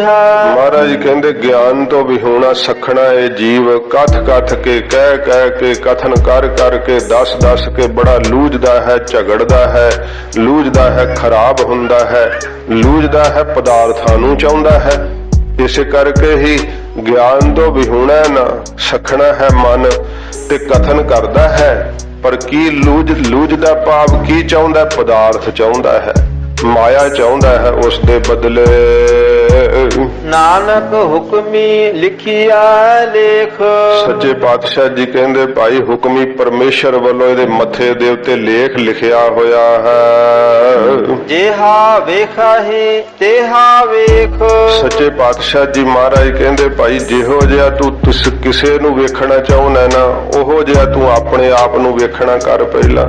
ਜਿਹੋ ਜਿਹਾ ਤੂੰ ਆਪਣੇ ਆਪ ਨੂੰ ਵੇਖਦਾ ਉਹੋ ਜਿਹਾ ਦੂਸਰੇ ਨੂੰ ਵੇਖਣਾ ਕਰ। ਜਿਹਾ ਵੇਖਾ ਹੈ ਤੇਹਾ ਵੇਖ। ਪਹਿਲਾ ਅਰਥ ਇਹ ਸਰਵਣ ਕਰਨਾ। ਜੇ ਤੂੰ ਆਪਣੀ ਨਿੰਦਾ ਸੁਣ ਕੇ ਘਬਰਾਉਣਾ ਹੈ ਤੇ ਫਿਰ ਦੂਸਰੇ ਦੀ ਵੀ ਨਿੰਦਾ ਸੁਣ ਕੇ ਘਬਰਾਇਆ ਕਰਨਾ। ਜਿਹਾ ਵੇਖਾ ਹੈ ਤੇਹਾ ਵੇਖ। ਜਿਹੋ ਜਿਹਾ ਆਪਣੇ ਆਪ ਨੂੰ ਵੇਖਦਾ ਉਹੋ ਜਿਹਾ ਦੂਜੇ ਨੂੰ ਵੇਖ। ਤੇ ਜੇ ਤੂੰ ਆਪਣੀ ਉਸਤਤ ਸੁਣ ਕੇ ਖੁਸ਼ ਹੁੰਨਾ, ਜੇ ਕੋਈ ਤਾਂ ਕਹੇ ਕਿ ਮਹਾਰਾਜ ਸੰਤ ਜੀ ਬੜਾ ਭਲਾ ਕੀਤਾ, ਜੇ ਤੁਹਾਡੇ ਦਰਸ਼ਨ ਕਰਕੇ ਬੜਾ ਸੁਖ ਹੋਇਆ, ਤੇ ਜਦੋਂ ਕੋਈ ਦੂਸਰੇ ਨੂੰ ਕਹੇ ਕਿ ਮਹਾਰਾਜ ਬੜਾ ਭਲਾ ਹੋਇਆ ਤੁਹਾਡੇ ਦਰਸ਼ਨ, ਉਦੋਂ ਤੂੰ ਸੜਿਆ ਨਾ ਕਰ। ਕਿਉਂਕਿ ਜੇ ਤੈਨੂੰ ਆਪਣੀ ਉਸਤਤ ਚੰਗੀ ਲੱਗਦੀ ਹੈ ਨਾ ਤੇ ਦੂਸਰੇ ਦੀ ਉਸਤਤ ਵੀ ਤੈਨੂੰ ਚੰਗੀ ਲੱਗਣੀ ਚਾਹੀਦੀ ਹੈ। ਦੂਸਰੇ ਦਾ ਮਾਣ ਵਡਿਆਈ ਵੀ ਤੈਨੂੰ ਚੰਗਾ ਲੱਗਣਾ ਚਾਹੀਦਾ ਹੈ। ਇਹੋ ਸੱਚੇ ਪਾਤਸ਼ਾਹ ਜੀ ਕਹਿੰਦੇ ਨੇ ਜਿਹਾ ਵੇਖੈ ਤੇਹਾ ਵੇਖ। ਜਿਹੋ ਜਿਹਾ ਤੂੰ ਆਪਣੇ ਆਪ ਨੂੰ ਵੇਖਦਾ ਉਹੋ ਜਿਹਾ ਦੂਸਰੇ ਨੂੰ ਵੇਖਣਾ ਕਰ। ਉਹਨੂੰ ਵੀ ਉਹੋ ਜਿਹੀ ਇੱਛਾ ਮਨ ਦੇ ਅੰਦਰ। ਇਸੇ ਪ੍ਰਕਾਰ ਹੀ ਨਾਨਕ ਹੁਕਮੀ ਲਿਖਿਆ ਲੇਖ। ਮਹਾਰਾਜ ਕਹਿੰਦੇ ਹੁਕਮੀ ਪਰਮੇਸ਼ਰ ਦੇ ਹੁਕਮ ਵਿੱਚ ਭਾਈ ਸਾਰੇ ਜੀਆਂ ਦੇ ਮੱਥੇ ਦੇ ਉੱਤੇ ਜਿਹੜਾ ਲੇਖ ਹੈ ਨਾ, ਸਤਿਗੁਰੂ ਜੀ ਕਹਿੰਦੇ ਕਿ ਉਹ ਭਾਈ ਪਿਆ ਹੋਇਆ ਹੈ। ਜਿਹਾ ਵੇਖਾ ਹੈ ਤੇਹਾ ਵੇਖ। ਮਹਾਰਾਜ ਜੀ ਕਹਿੰਦੇ ਜਿਹੋ ਜਿਹਾ ਪਰਮੇਸ਼ਰ ਨੂੰ ਵੇਖਦਾ ਹੈ ਨਾ, ਪਰਮੇਸ਼ਰ ਉਸੇ ਤਰ੍ਹਾਂ ਹੀ ਇਸ ਨੂੰ ਵੇਖਦਾ ਹੈ। ਕਿਉਂਕਿ ਜੇ ਪਰਮੇਸ਼ਰ ਨੂੰ ਸਾਧ ਸੰਗਤ ਜੀ ਦੂਰ ਵੇਖਦਾ ਤੇ ਮਹਾਰਾਜ ਪਰਦਾ ਪਾ ਦਿੰਦੇ ਆ, ਫਿਰ ਅੱਛਾ ਦੂਰ ਹੀ ਆ। ਜੇ ਪਰਮੇਸ਼ਰ ਨੂੰ ਨੇੜੇ ਵੇਖਣ ਲੱਗ ਜਾਵੇ, ਤਿਹਾ ਵੇਖ, ਵਾਹਿਗੁਰੂ ਜੀ ਵੀ ਉਸੇ ਤਰ੍ਹਾਂ ਵੇਖਦੇ ਆ ਕਿ ਮੈਨੂੰ ਨੇੜੇ ਸਮਝਦਾ ਹੈ। ਫਿਰ ਨੇੜੇ ਮਹਾਰਾਜ ਮਹਿਸੂਸ ਕਰਾਉਂਦੇ ਆਪਣਾ ਆਪ ਕਿ ਤੂੰ ਮੈਨੂੰ ਨੇੜੇ ਸਮਝ ਰਿਹਾ, ਤੇ ਲੈ ਵੇਖ ਵੇ ਅਸੀਂ ਤੇ ਤਾਂ ਪ੍ਰਤੱਖ ਹੀ ਆ। ਕਹਿ ਰਵਿਦਾਸ ਹੱਥ ਪੈ ਨੇਰਾ, ਸਹਜੇ ਹੋਏ ਸੋ ਹੋਈ। ਮਹਾਰਾਜ ਜੀ ਕਹਿੰਦੇ ਜਿਹੋ ਜਿਹਾ ਪਰਮੇਸ਼ਰ ਨੂੰ ਵੇਖਦਾ ਨਾ, ਉਹੋ ਜਿਹਾ ਪਰਮੇਸ਼ਰ ਇਹਨੂੰ ਦਿਸਣ ਲੱਗ ਪੈਂਦਾ ਹੈ। ਜਿਹਾ ਵੇਖੈ ਤਿਹਾ ਵੇਖ, ਉਹੋ ਜਿਹਾ ਇਹਨੂੰ ਮਹਾਰਾਜ ਕਹਿੰਦੇ ਭਾਈ ਪਰਮੇਸ਼ਰ ਦਿਸਦਾ ਹੈ। ਮਹੱਲਾ ਦੂਜਾ। ਧੰਨ ਗੁਰੂ ਅੰਗਦ ਦੇਵ ਸੱਚੇ ਪਾਤਸ਼ਾਹ ਹਜੂਰ ਫਰਮਾਉਂਦੇ ਹਨ, ਮਹੱਲੇ ਦੁਆਰਾ ਸਿੱਖਿਆ ਦਿੰਦੇ ਹਨ।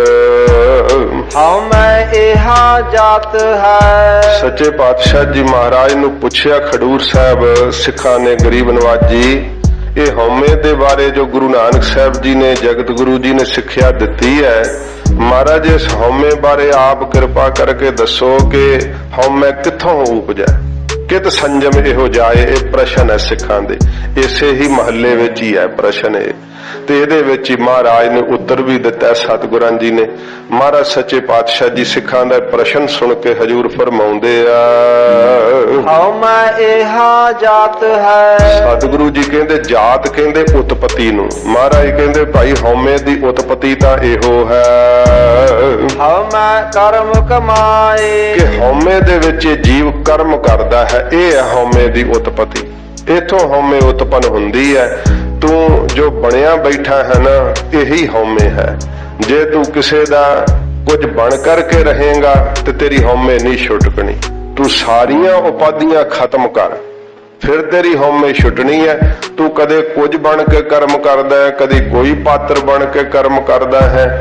ਇਹ ਸੰਸਾਰ ਦੇ ਅੰਦਰ ਤੈਨੂੰ ਕਰਮ ਕਰਨ ਵਾਲੀ ਹਉਮੈ ਦਾ ਭਾਰ ਵੱਧ ਰਿਹਾ ਹੈ। ਹਉਮੈ ਇਹਾ ਜਾਤ ਹੈ। ਮਹਾਰਾਜ ਕਹਿੰਦੇ ਹਉਮੈ ਦੀ ਜਾਤ ਉਤਪਤੀ ਇਹ ਹੈ ਕਿ ਹਉਮੈ ਕਰਮ ਕਮਾਹੇ। ਹਉਮੈ ਦੇ ਅੰਦਰ ਜੀਵ ਜਿਹੜਾ ਕਰਮ ਕਰਦਾ ਹੈ ਤੇ ਹੰਕਾਰ ਇਹਦਾ ਵੱਧਦਾ ਚਲਿਆ ਜਾਂਦਾ ਹੈ। ਹਉਮੈ ਇਹੀ ਬੰਧਨਾ। ਤੇ ਮਹਾਰਾਜ ਕਹਿੰਦੇ ਹਉਮੈ ਜਿਹੜੀ ਕਰਨੀ ਹੈ ਇਹੀ ਬੰਧਨ ਹੈ, ਇਹੀ ਬੰਧਨ ਪਏ ਹੋਏ ਹੈ। ਹਉਮੈ ਛੁਟਕ ਜਾਏ ਨਾ ਤੇ ਫਿਰ ਸਾਧ ਸੰਗਤ ਜੀ ਜੀਵ ਦਾ ਜਨਮ ਨਹੀਂ ਹੁੰਦਾ। ਹਉਮੈ ਕਰਕੇ ਇਹਦਾ ਜਨਮ ਹੁੰਦਾ ਹੈ। ਦੇਹਾਂ ਹਉਮੈ ਕਰਕੇ ਮਿਲਦੀਆਂ ਹਨ ਤੇ ਦੇਹ ਦੀ ਹੰਗਤਾ ਜਿਹੜੀ ਹੈ ਸਾਧ ਸੰਗਤ ਜੀ ਇਹ ਬੜੀ ਵੱਡੀ ਹੈ, ਇਹ ਨਹੀਂ ਛੁਟਕਦੀ। ਜਿਹਦੀ ਜਾਵੇ ਛੁਟਕ ਉਹ ਸਾਧ ਸੰਗਤ ਜੀ ਐ ਉਹਨੂੰ ਸੁੱਖ ਮਹਿਸੂਸ ਹੁੰਦਾ ਜਿਵੇਂ ਪਹਾੜ ਚੱਕਿਆ ਹੋਇਆ ਸੀ ਤੇ ਲਾ ਕੇ ਰੱਖ ਦਿੱਤਾ। ਇੰਨਾ ਸੁੱਖ ਮਿਲਦਾ ਜਦੋਂ ਹਉਮੈ ਛੁਟਕਦੀ ਹੈ। ਤਾਂ ਮਹਾਰਾਜ ਕਹਿੰਦੇ ਹਉਮੈ ਇਹੀ ਬੰਧਨਾ, ਇਹੀ ਹਉਮੈ ਜਿਹੜੀ ਹੈ ਨਾ, ਇਹੋ ਮਹਾਰਾਜ ਕਹਿੰਦੇ ਭਾਈ ਜੀਵ ਨੂੰ ਬੰਧਨ ਪਏ ਹੋਏ ਕਰਤਾ ਭੁਗਤਾ ਦੇ, ਹੰਗਤਾ ਮਮਤਾ ਦੇ।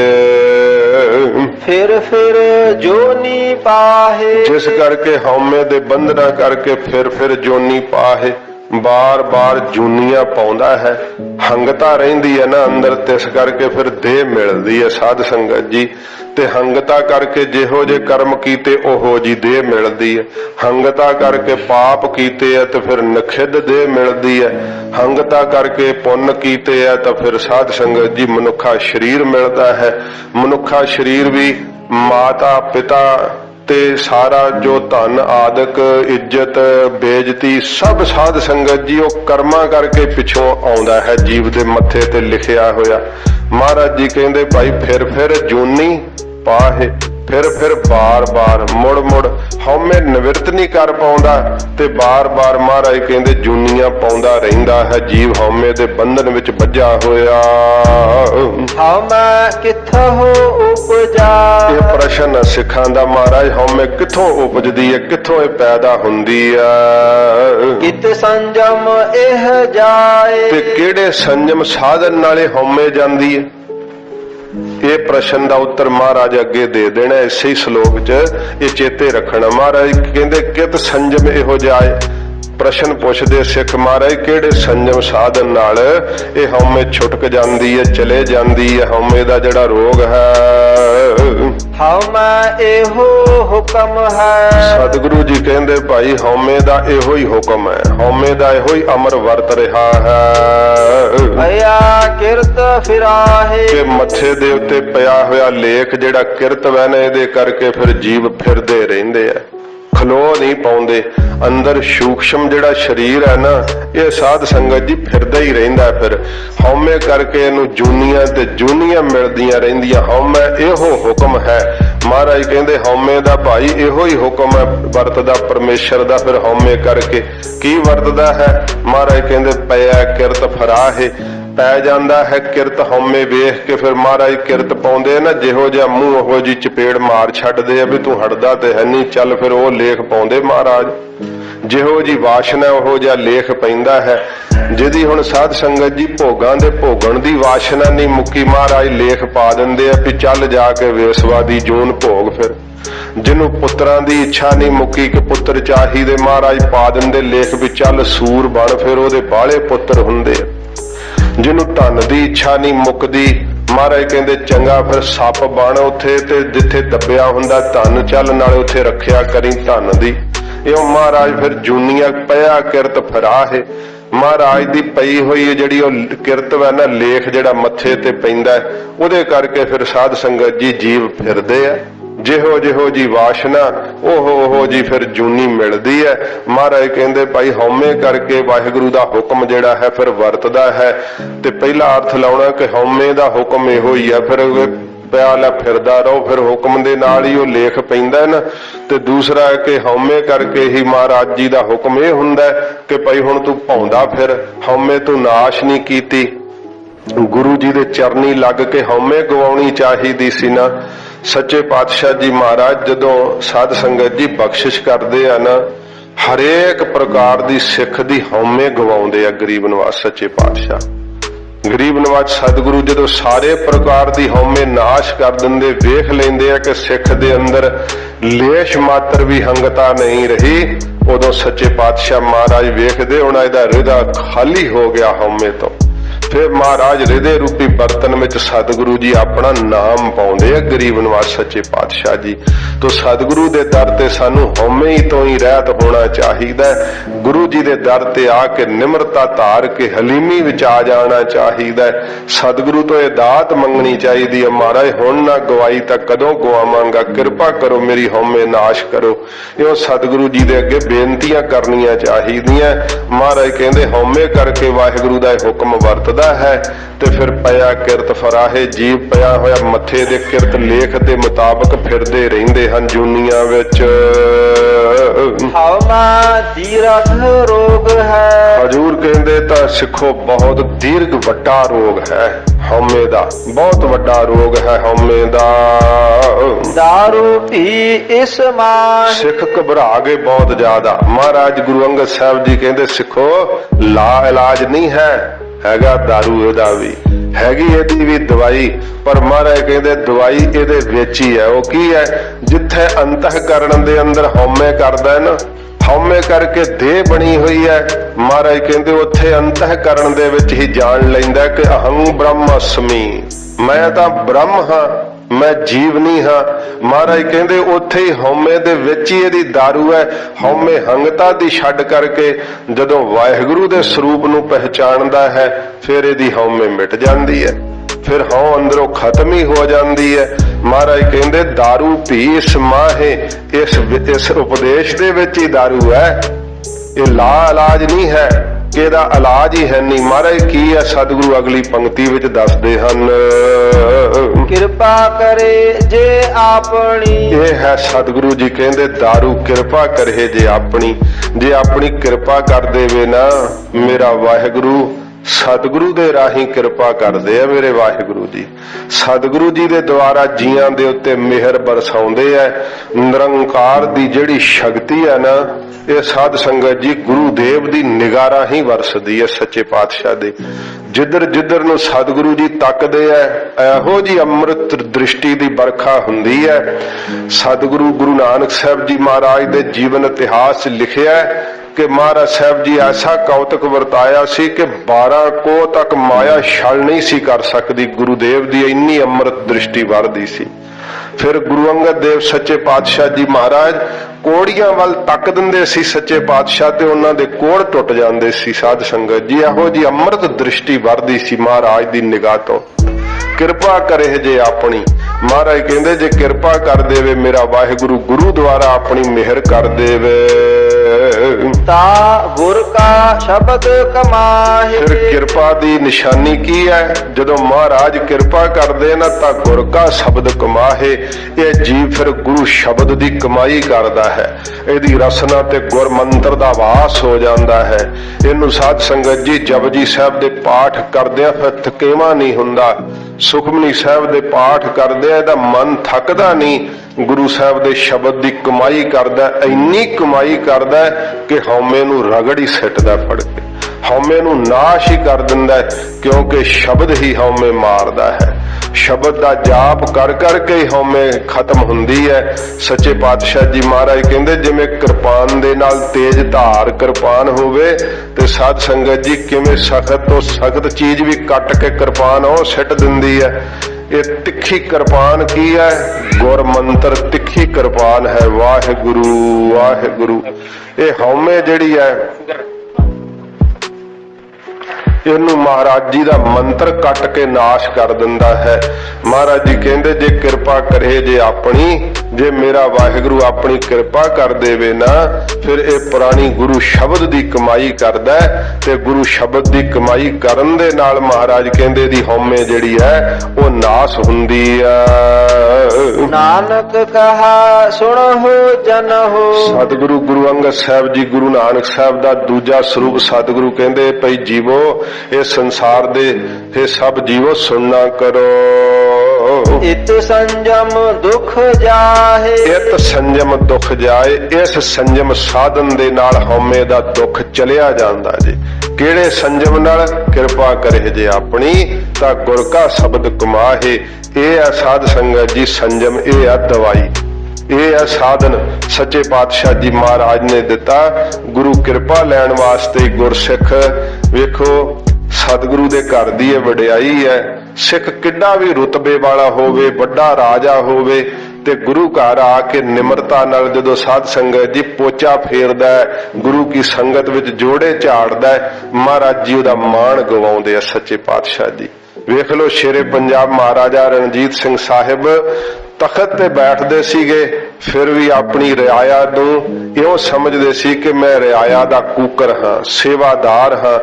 ਜਦੋਂ ਗਾਲ ਪੈਣ ਕਰਕੇ ਸਾਧ ਸੰਗਤ ਜੀ ਮਹਾਰਾਜੇ ਨੇ ਗੋਦਾਮ ਖੋਲ ਦਿੱਤੇ ਅਨਾਜ ਦੇ, ਉਸ ਸਮੇਂ ਮਹਾਰਾਜੇ ਨੇ ਹੁਕਮ ਜਾਰੀ ਕੀਤਾ ਵੀ ਜਿਹੜਾ ਜਿੰਨਾ ਚੁੱਕ ਕੇ ਲੈ ਜਾਏ ਉਹ ਲੈ ਜਾਏ ਗੋਦਾਮਾਂ ਦੇ ਮੂੰਹ ਖੋਲ ਤੇ ਇੱਕ ਵਿਚਾਰਾ ਬਿਰਧ ਸੀ, ਉਹਦਾ ਛੋਟਾ ਬੱਚਾ ਨਾਲ, ਨਾ ਤਾਂ ਬੱਚਾ ਉਨੀ ਗੰਢ ਚੱਕ ਸਕਦਾ ਸੀ ਨਾ ਬਿਰਧ ਕੋਲੋਂ ਚੱਕੀ ਜਾਵੇ, ਤੇ ਪਾ ਲਈ ਉਹਨੇ ਲਾਲਚ ਨਾਲ ਭਾਰੀ। ਤੇ ਸ਼ੇਰੇ ਪੰਜਾਬ ਜੀ ਭੇਸ ਵਟਾ ਕੇ ਤੇ ਵੇਖ ਰਹੇ ਸੀ ਆਪਣੀ ਰਿਆਇਆ ਨੂੰ ਕਿ ਸਾਡੀ ਰਿਆਇਆ ਦੁਖੀ ਤਾਂ ਨਹੀਂ। ਉਸ ਸਮੇਂ ਸ਼ੇਰੇ ਪੰਜਾਬ ਨੇ ਵੇਖਿਆ ਕਿ ਕੀ ਛੋਟੇ ਬੱਚੇ ਕੋਲੋਂ ਗੰਢ ਚੱਕੀ ਨਹੀਂ ਜਾਂਦੀ, ਬਿਰਧ ਬਜ਼ੁਰਗ ਦਾ ਸਰੀਰ ਇਹੋ ਜਿਹਾ ਕਿ ਉਹ ਭਾਰ ਚਾ ਨਹੀਂ ਸਕਦਾ। ਮਹਾਰਾਜੇ ਨੇ ਉਸੇ ਸਮੇਂ ਆ ਕੇ ਗੰਢ ਚੱਕ ਲਈ, ਕਿਹਾ ਬਾਪੂ ਜੀ ਮੈਨੂੰ ਚੁਕਾਓ, ਮੈਂ ਤੁਹਾਡੇ ਘਰ ਛੱਡ ਆਉਣਾ ਹਾਂ। ਜਦੋਂ ਸ਼ੇਰੇ ਪੰਜਾਬ ਨੇ ਗੰਢ ਚੱਕੀ ਅੱਗੇ ਅੱਗੇ, ਬਾਪੂ ਆਪਣੇ ਬੱਚੇ ਨੂੰ ਨਾਲ ਲਿਆ ਪਿੱਛੇ ਪਿੱਛੇ। ਜਦੋਂ ਸ਼ੇਰੇ ਪੰਜਾਬ ਨੇ ਗੰਢ ਘਰ ਦੇ ਵਿਹੜੇ ਵਿੱਚ ਲਿਆ ਕਰਕੇ ਸਿੱਟੀ, ਉਸ ਸਮੇਂ ਪਰਦਾ ਉੱਡਿਆ, ਸ਼ਾਹੀ ਪੋਸ਼ਾਕ ਦਿਖੀ। ਉਸ ਬਜ਼ੁਰਗ ਨੇ ਪੁੱਛਿਆ ਨੌਜਵਾਨਾ ਤੂੰ ਕੌਣ ਹੈ? ਸ਼ੇਰੇ ਪੰਜਾਬ ਜੀ ਨੇ ਆਖਿਆ ਹੇ ਬਾਪੂ ਮੈਨੂੰ ਜਨਤਾ ਦਾ ਰਿਆਇਆ ਦਾ ਕੂਕਰ ਰਣਜੀਤ ਸਿੰਘ ਕਹਿੰਦੇ ਆ। ਮਹਾਰਾਜੇ ਦੇ ਇਹ ਨਿਮਰਤਾ ਸੀ ਸਾਧ ਸੰਗਤ ਜੀ। ਇਹ ਸਿੱਖ ਨੂੰ ਨਿਮਰਤਾ ਧਾਰਨ ਕਰਨੀ ਚਾਹੀਦੀ ਹੈ। ਨਿਮਰਤਾ ਨਾਲ ਨੀਵੇਂ ਹੋਣ ਨਾਲ ਗੁਣੀ ਗੁਣ ਆਈ ਜਾਂਦੇ ਆ, ਗੁਰੂ ਸਾਹਿਬ ਦੀ ਬਖਸ਼ਿਸ਼ ਦਾ ਪਾਤਰ ਬਣ ਜਾਂਦਾ ਹੈ। ਤੇ ਸਾਧ ਸੰਗਤ ਜੀ ਬਖਸ਼ਿਸ਼ ਸ਼ਬਦ ਦੀ ਕਮਾਈ ਨਾਲ ਆਉਂਦੀ ਹੈ, ਗੱਲਾਂ ਕਰਨ ਨਾਲ, ਕੱਲਾ ਕਥਨ ਕਰਨ ਨਾਲ ਨਹੀਂ ਆਉਂਦੀ ਕਿ ਮੈਂ ਕਿਤਾਬਾਂ ਬੜੀਆਂ ਪੜ੍ਹ ਲਈਆਂ ਤੇ ਕਥਾ ਕਰਨੀ ਬੜੀ ਆ ਗਈ। ਜਿੰਨਾ ਚਿਰ ਗੁਰ ਸ਼ਬਦ ਆਪ ਨਾ ਕਮਾਇਆ ਉਹਨਾਂ ਚਿਰ ਸਾਧ ਸੰਗਤ ਜੀ ਨਿਮਰਤਾ ਅੰਦਰ ਆਉਂਦੀ ਨਹੀਂ। ਚਾਹੇ ਕਿੰਨਾ ਮਰਜੀ ਗਿਆਨ ਕਥਨ ਕਰ ਲਈਏ, ਕਿੰਨਾ ਮਰਜੀ ਸੁਣ ਲਈਏ, ਗੁਰੂ ਸ਼ਬਦ ਦੀ ਕਮਾਈ ਹੀ ਸਿੱਧੀ ਹਉਮੈ ਤੇ ਚੋਟ ਮਾਰਦੀ ਹੈ। ਇਹ ਸ਼ਬਦ ਦੀ ਕਮਾਈ ਨਾਲ ਹੀ ਹਉਮੈ ਨਾਸ਼ ਹੁੰਦੀ ਹੈ। ਇਹ ਸਤਿਗੁਰਾਂ ਜੀ ਨੇ ਪਵਿੱਤਰ ਸਿੱਖਿਆ ਬਖਸ਼ਿਸ਼ ਕੀਤੀ ਹੈ। ਮਹਾਰਾਜ ਜੀ ਰਹਿਮਤ ਕਰਨ। ਹਜੂਰ ਫਰਮਾਉਂਦੇ ਹਨ, ਪੜੋ। ਪੌੜੀ ਸੇਵ ਕੀਤੀ ਸੰਤੋਖੀ। ਮਹਾਰਾਜ ਜੀ ਹੁਣ ਪੌੜੀ ਦੁਆਰਾ ਸਤਿਗੁਰੂ ਜੀ ਦੱਸਦੇ ਸ਼ਲੋਕ ਦੀ ਸਮਾਪਤੀ ਹੋਵੇਗੀ। ਮਹਾਰਾਜ ਸੱਚੇ ਪਾਤਸ਼ਾਹ ਜੀ ਜੇ ਹਉਮੈ ਨਾਸ਼ ਕਰਨੀ ਹੋਵੇ ਤਾਂ ਸਤਿਗੁਰੂ ਹੋਰ ਕਿਰਪਾ ਕਰਕੇ ਆਪ ਦੱਸੋ। ਸ਼ੇਖ ਬ੍ਰਹਮ ਨੇ ਪੁੱਛਿਆ। ਹਜੂਰ ਗੁਰੂ ਨਾਨਕ ਸਾਹਿਬ ਪੌੜੀ ਦੇ ਅੰਦਰ ਗਰੀਬ ਨਵਾਜ ਦੱਸਦੇ ਆ ਵੀ ਹਉਮੈ ਉਹਨਾਂ ਦੀ ਮਰ ਜਾਂਦੀ ਹੈ, ਲੱਖਣ ਦੱਸੇ ਆ ਮਹਾਰਾਜ ਜੀ ਨੇ। ਹਜੂਰ ਕਹਿੰਦੇ ਹਨ, ਸੇਵ ਕੀਤੀ ਸੰਤੋਖੀ। ਮਹਾਰਾਜ ਕਹਿੰਦੇ ਜਿਨ੍ਹਾਂ ਨੇ ਹਿਰਦੇ ਵਿੱਚ ਸੰਤੋਖ ਰੱਖ ਕਰਕੇ ਸੇਵਾ ਕੀਤੀ ਹੈ, ਕੋਈ ਫਲ ਦੀ ਇੱਛਾ ਨਹੀਂ ਚਾਹੀ ਹੈ, ਮਹਾਰਾਜ ਤੇਰੇ ਦਰ ਦੀ ਸੇਵਾ ਮਿਲ ਗਈ, ਇੰਨਾ ਹੀ ਬਹੁਤ ਹੈ। ਇਹ ਨਹੀਂ ਕਿ ਜੋੜੇ ਝਾੜ ਕੇ ਜਿਵੇਂ ਕੱਲ ਆਇਆ ਸੀ ਦੇ ਦੇ ਮੰਗੇ ਸਹਸਾ ਗੁਣਾ ਸੋਭ ਕਰੇ ਸੰਸਾਰ, ਇਹ ਨਹੀਂ ਇਹਨਾਂ ਦੀ ਇੱਛਾ ਹੁੰਦੀ। ਗੁਰੂ ਕੇ ਸਿੱਖ ਸੰਤੋਖੀ ਹੁੰਦੇ ਅੰਦਰੋਂ। ਸਤਿਗੁਰੂ ਪਾਤਸ਼ਾਹ ਮਹਾਰਾਜ ਜਿਹੜੇ ਚਾਰ ਪਦਾਰਥ ਵੈ ਰਿੱਧੀਆਂ ਸਿੱਧੀਆਂ ਹਨ, ਸਤਿਗੁਰ ਦੇ ਨਾ ਗੁਰਸਿੱਖ ਮੰਗੇ। ਭਾਈ ਗੁਰਦਾਸ ਜੀ ਕਹਿੰਦੇ ਆ ਸਤਿਗੁਰੂ ਜੀ ਸਭ ਕੁਝ ਢੇਰੀ ਕਰ ਦਿੰਦੇ ਸਿੱਖ ਦੇ ਅੱਗੇ, ਲੈ ਵੀ ਰਿੱਧੀਆਂ ਸਿੱਧੀਆਂ। ਸਿੱਖ ਕਹਿੰਦਾ ਮਹਾਰਾਜ ਮੈਨੂੰ ਨਹੀਂ ਚਾਹੀਦੀਆਂ। ਤੇ ਅਸੀਂ ਤਾਂ ਸਾਧ ਸੰਗਤ ਜੀ ਮੰਗਣ ਮੰਗਾਉਣ ਚ ਹੀ ਲੱਗੇ ਹੋਏ, ਤਾਂ ਹਉਮੈ ਕਿਵੇਂ ਚਲੀ ਜਾਵੇ ਅੰਦਰੋਂ। ਮਹਾਰਾਜ ਸੱਚੇ ਪਾਤਸ਼ਾਹ ਸਤਿਗੁਰ ਦੇ, ਸਤਿਗੁਰੂ ਦਿੰਦੇ ਆ ਨਾ ਗੁਰਸਿੱਖ ਮੰਗੇ। ਗੁਰਸਿੱਖ ਮੰਗਦਾ ਹੀ ਨਹੀਂ ਮਹਾਰਾਜ ਮੈਨੂੰ ਕੁਝ ਨਹੀਂ ਚਾਹੀਦਾ, ਬਸ ਤੁਹਾਡੀ ਸੇਵਾ ਚਾਹੀਦੀ, ਆਪਦੀ ਟਹਿਲ ਵਿੱਚ ਲਾਈ ਰੱਖੋ ਮਹਾਰਾਜ ਮੈਨੂੰ। ਏਦਾਂ ਜਦੋਂ ਸੰਤੋਖ ਦੇ ਸਹਿਤ ਮਹਾਰਾਜ ਕਹਿੰਦੇ ਭਾਈ ਜਿਹੜੇ ਸੇਵਾ ਕਰਦੇ ਹਨ, ਜਿਨੀ ਸੱਚੋ ਸੱਚ ਧਿਆਇਆ। ਧਨ ਹਨ ਉਹ ਜਿਨ੍ਹਾਂ ਨੇ ਫਿਰ ਨਿਸ਼ਚੈ ਕਰਕੇ ਕੇਵਲ ਸੱਚ ਸਰੂਪ ਨੂੰ ਹੀ ਧਿਆਉਣਾ ਕੀਤਾ ਤੇ ਸੰਤੋਖ ਦੇ ਸਹਿਤ ਗੁਰੂ ਜੀ ਦੀ ਟਹਿਲ ਕੀਤੀ ਆ। ਹੋਨੀ ਮੰਦਾ ਪਰ ਨਾ ਰੱਖਿਓ। ਉਹਨਾਂ ਦਾ ਨਿਸਾਧ ਸੰਗਤ ਜੀ ਆਪਣੇ ਸੰਕਲਪ ਵਿਕਲਪ ਰੂਪੀ ਪੈਰ ਨੂੰ ਮੰਦੇ ਫੁਰਨੇ ਵਿੱਚ ਨਹੀਂ ਰੱਖਿਆ। ਕਦੇ ਮੰਦਾ ਫੁਰਨਾ ਹੀ ਨਹੀਂ ਫੁਰਨ ਦਿੱਤਾ। ਬੁਰੇ ਥਾਂ ਤੇ ਸਰੀਰ ਕਰਕੇ ਜਾਣਾ ਤਾਂ ਕੀ, ਸੰਕਲਪ ਨਹੀਂ ਅੰਦਰ ਉੱਠਣ ਦਿੱਤਾ। ਬਾਹਰੋਂ ਤਾਂ ਸਰੀਰ ਕਰਕੇ ਤਾਂ ਬੜੀ ਦੂਰ ਦੀ ਬਾਹਰ ਹੈ, ਉਹਨੀ ਮੰਦਾ ਪੈਰ ਨਾ ਰੱਖਿਓ। ਉਹਨਾਂ ਨੇ ਮੰਦੇ ਕਰਮ ਵੱਲ ਕਦੇ ਪੈਰ ਨਹੀਂ ਪੁੱਟਿਆ, ਧਰਮ ਦੇ ਕਰਮ ਵਾਸਤੇ ਉਹਨਾਂ ਨੇ ਆਪਣਾ ਪੈਰ ਪੁੱਟਿਆ। ਸੰਕਲਪ ਤੇ ਵਿਕਲਪ ਵੀ ਕਦੇ ਮੰਦੇ ਕਰਮ ਵਾਸਤੇ ਨਹੀਂ ਕੀਤਾ ਹੈ। ਕਰ ਸੁਕ੍ਰਿਤ ਧਰਮ ਕਮਾਇਆ। ਸੁਕ੍ਰਿਤ ਸ੍ਰੇਸ਼ਟ ਕਰਨੀ ਨੂੰ ਕੀਤਾ ਹੈ, ਉਪਕਾਰ ਕੀਤੇ ਆ, ਮਿੱਠਾ ਬੋਲਿਆ, ਸਦਾ ਹੀ ਭਲਾਈ ਕੀਤਾ ਹੈ। ਤੇ ਸਾਧ ਸੰਗਤ ਜੀ ਧਰਮ ਦੀ ਕਿਰਤ ਕੀਤੀ ਹੈ, ਸੁਕ੍ਰਿਤ ਕਰਦੇ ਆ, ਸ੍ਰੇਸ਼ਟ ਕਰਮ ਨੂੰ ਕਰਦੇ। ਫਿਰ ਪੜੋ ਕਰ ਸੁਕ੍ਰਿਤ ਧਰਮ ਕਮਾਇਆ। ਧਰਮ ਨੂੰ ਕਮਾਇਆ ਹੈ ਉਹਨਾਂ ਨੇ ਮਨ ਬਾਣੀ ਸਰੀਰ ਕਰਕੇ। ਸਿਰ ਚਲਿਆ ਜਾਵੇ ਪਰ ਧਰਮ ਨਹੀਂ ਛੱਡਿਆ ਹੈ। ਐਸਾ ਧਰਮ ਨੂੰ ਪ੍ਰਪੱਕ ਆਪਣੇ ਅੰਦਰ ਗ੍ਰਹਿਣ ਕੀਤਾ ਹੈ ਤੇ ਸ੍ਰੇਸ਼ਟ ਕਰਮ ਕੀਤੇ ਆ, ਧਰਮ ਦੀ ਕਿਰਤ ਕੀਤੀ ਆ। ਹੋਨੀ ਦੁਨੀਆ ਤੋੜੇ ਬੰਧਨਾ। ਉਹਨਾਂ ਨੇ ਦੁਨੀਆ ਦੇ ਬੰਧਨ ਹੀ ਤੋੜ ਛੱਡੇ ਆ। ਨਾ ਕਿਸੇ ਦੇ ਮਾਸੜ ਬਣਦੇ, ਨਾ ਕਿਸੇ ਦੇ ਫੁੱਫੜ, ਨਾ ਚਾਚੇ, ਨਾ ਤਾਏ। ਉਹ ਦੁਨੀਆ ਦੇ ਬੰਧਨ ਹੀ ਸਾਰੇ ਤੋੜ ਸਿੱਟੇ ਉਹਨਾਂ ਨੇ। ਜਿਹੜੇ ਦੁਨੀਆ ਦੇ ਬੰਧਨ ਪਏ ਹੋਏ ਆ ਨਾ, ਬੰਧਨ ਹੀ ਹੈ ਨਾ ਜੀਵ ਨੂੰ, ਇਹ ਰਿਸ਼ਤੇਦਾਰੀਆਂ, ਇਹ ਨਾਤੇ ਸਾਰੇ, ਉਨੀ ਦੁਨੀਆ ਤੋੜੇ ਬੰਧਨਾ। ਦੁਨੀਆ ਦੇ ਸਾਰੇ ਬੰਧਨ ਉਹਨਾਂ ਨੇ ਤੋੜ ਸਿੱਟੇ ਆ। ਜੇ ਕੋਈ ਕਹੇ ਕਿ ਬਈ ਇਹ ਤਾਂ ਬੋਲਦੇ ਨਹੀਂ, ਹਉਮੈ ਕਰਦੇ ਆ, ਨਾਰਾਜ਼ ਨਹੀਂ ਪਈ, ਉਹਦਾ ਰੱਬ ਦੇ ਪਿਆਰ ਚ ਹੀ ਮਸਤੀ ਵਿੱਚ ਨੇ। ਐਸੀ ਮਸਤੀ ਮਨ ਫੜ ਜਾਂਦਾ ਹੈ ਕਿ ਉਹ ਬੰਧਨ ਟੁੱਟ ਹੀ ਜਾਂਦੇ ਆ। ਸਾਧ ਸੰਗਤ ਜੀ ਇਹੋ ਜਿਹੇ ਪਿਆਰ ਵਾਲੇ ਸੱਚਮੁੱਚ ਹੀ ਜਦੋਂ ਬੰਧਨ ਟੁੱਟ ਜਾਂਦੇ, ਕਈ ਵੇਖਣ ਨੂੰ ਕਹਿੰਦੇ ਲੈ ਵੀ ਸਾਨੂੰ ਪਛਾਣਿਆ ਨਹੀਂ, ਇੰਨੀ ਗੂੜੀ ਰਿਸ਼ਤੇਦਾਰੀ, ਤੇ ਹੰਕਾਰ ਕਰਦੇ। ਹੰਕਾਰ ਨਹੀਂ ਕਰਦੇ, ਉਹ ਤਾਂ ਨਾਮ ਦੀ ਮਸਤੀ ਵਿੱਚ ਹੀ ਬੰਧਨ ਟੁੱਟ ਗਏ ਉਹਨਾਂ ਦੇ ਸਾਰੇ। ਮਹਾਰਾਜ ਜੀ ਕਹਿੰਦੇ ਉਹਨਾਂ ਨੇ ਦੁਨੀਆ ਦੇ ਸਭ ਬੰਧਨ ਤੋੜ ਦਿੱਤੇ ਆ।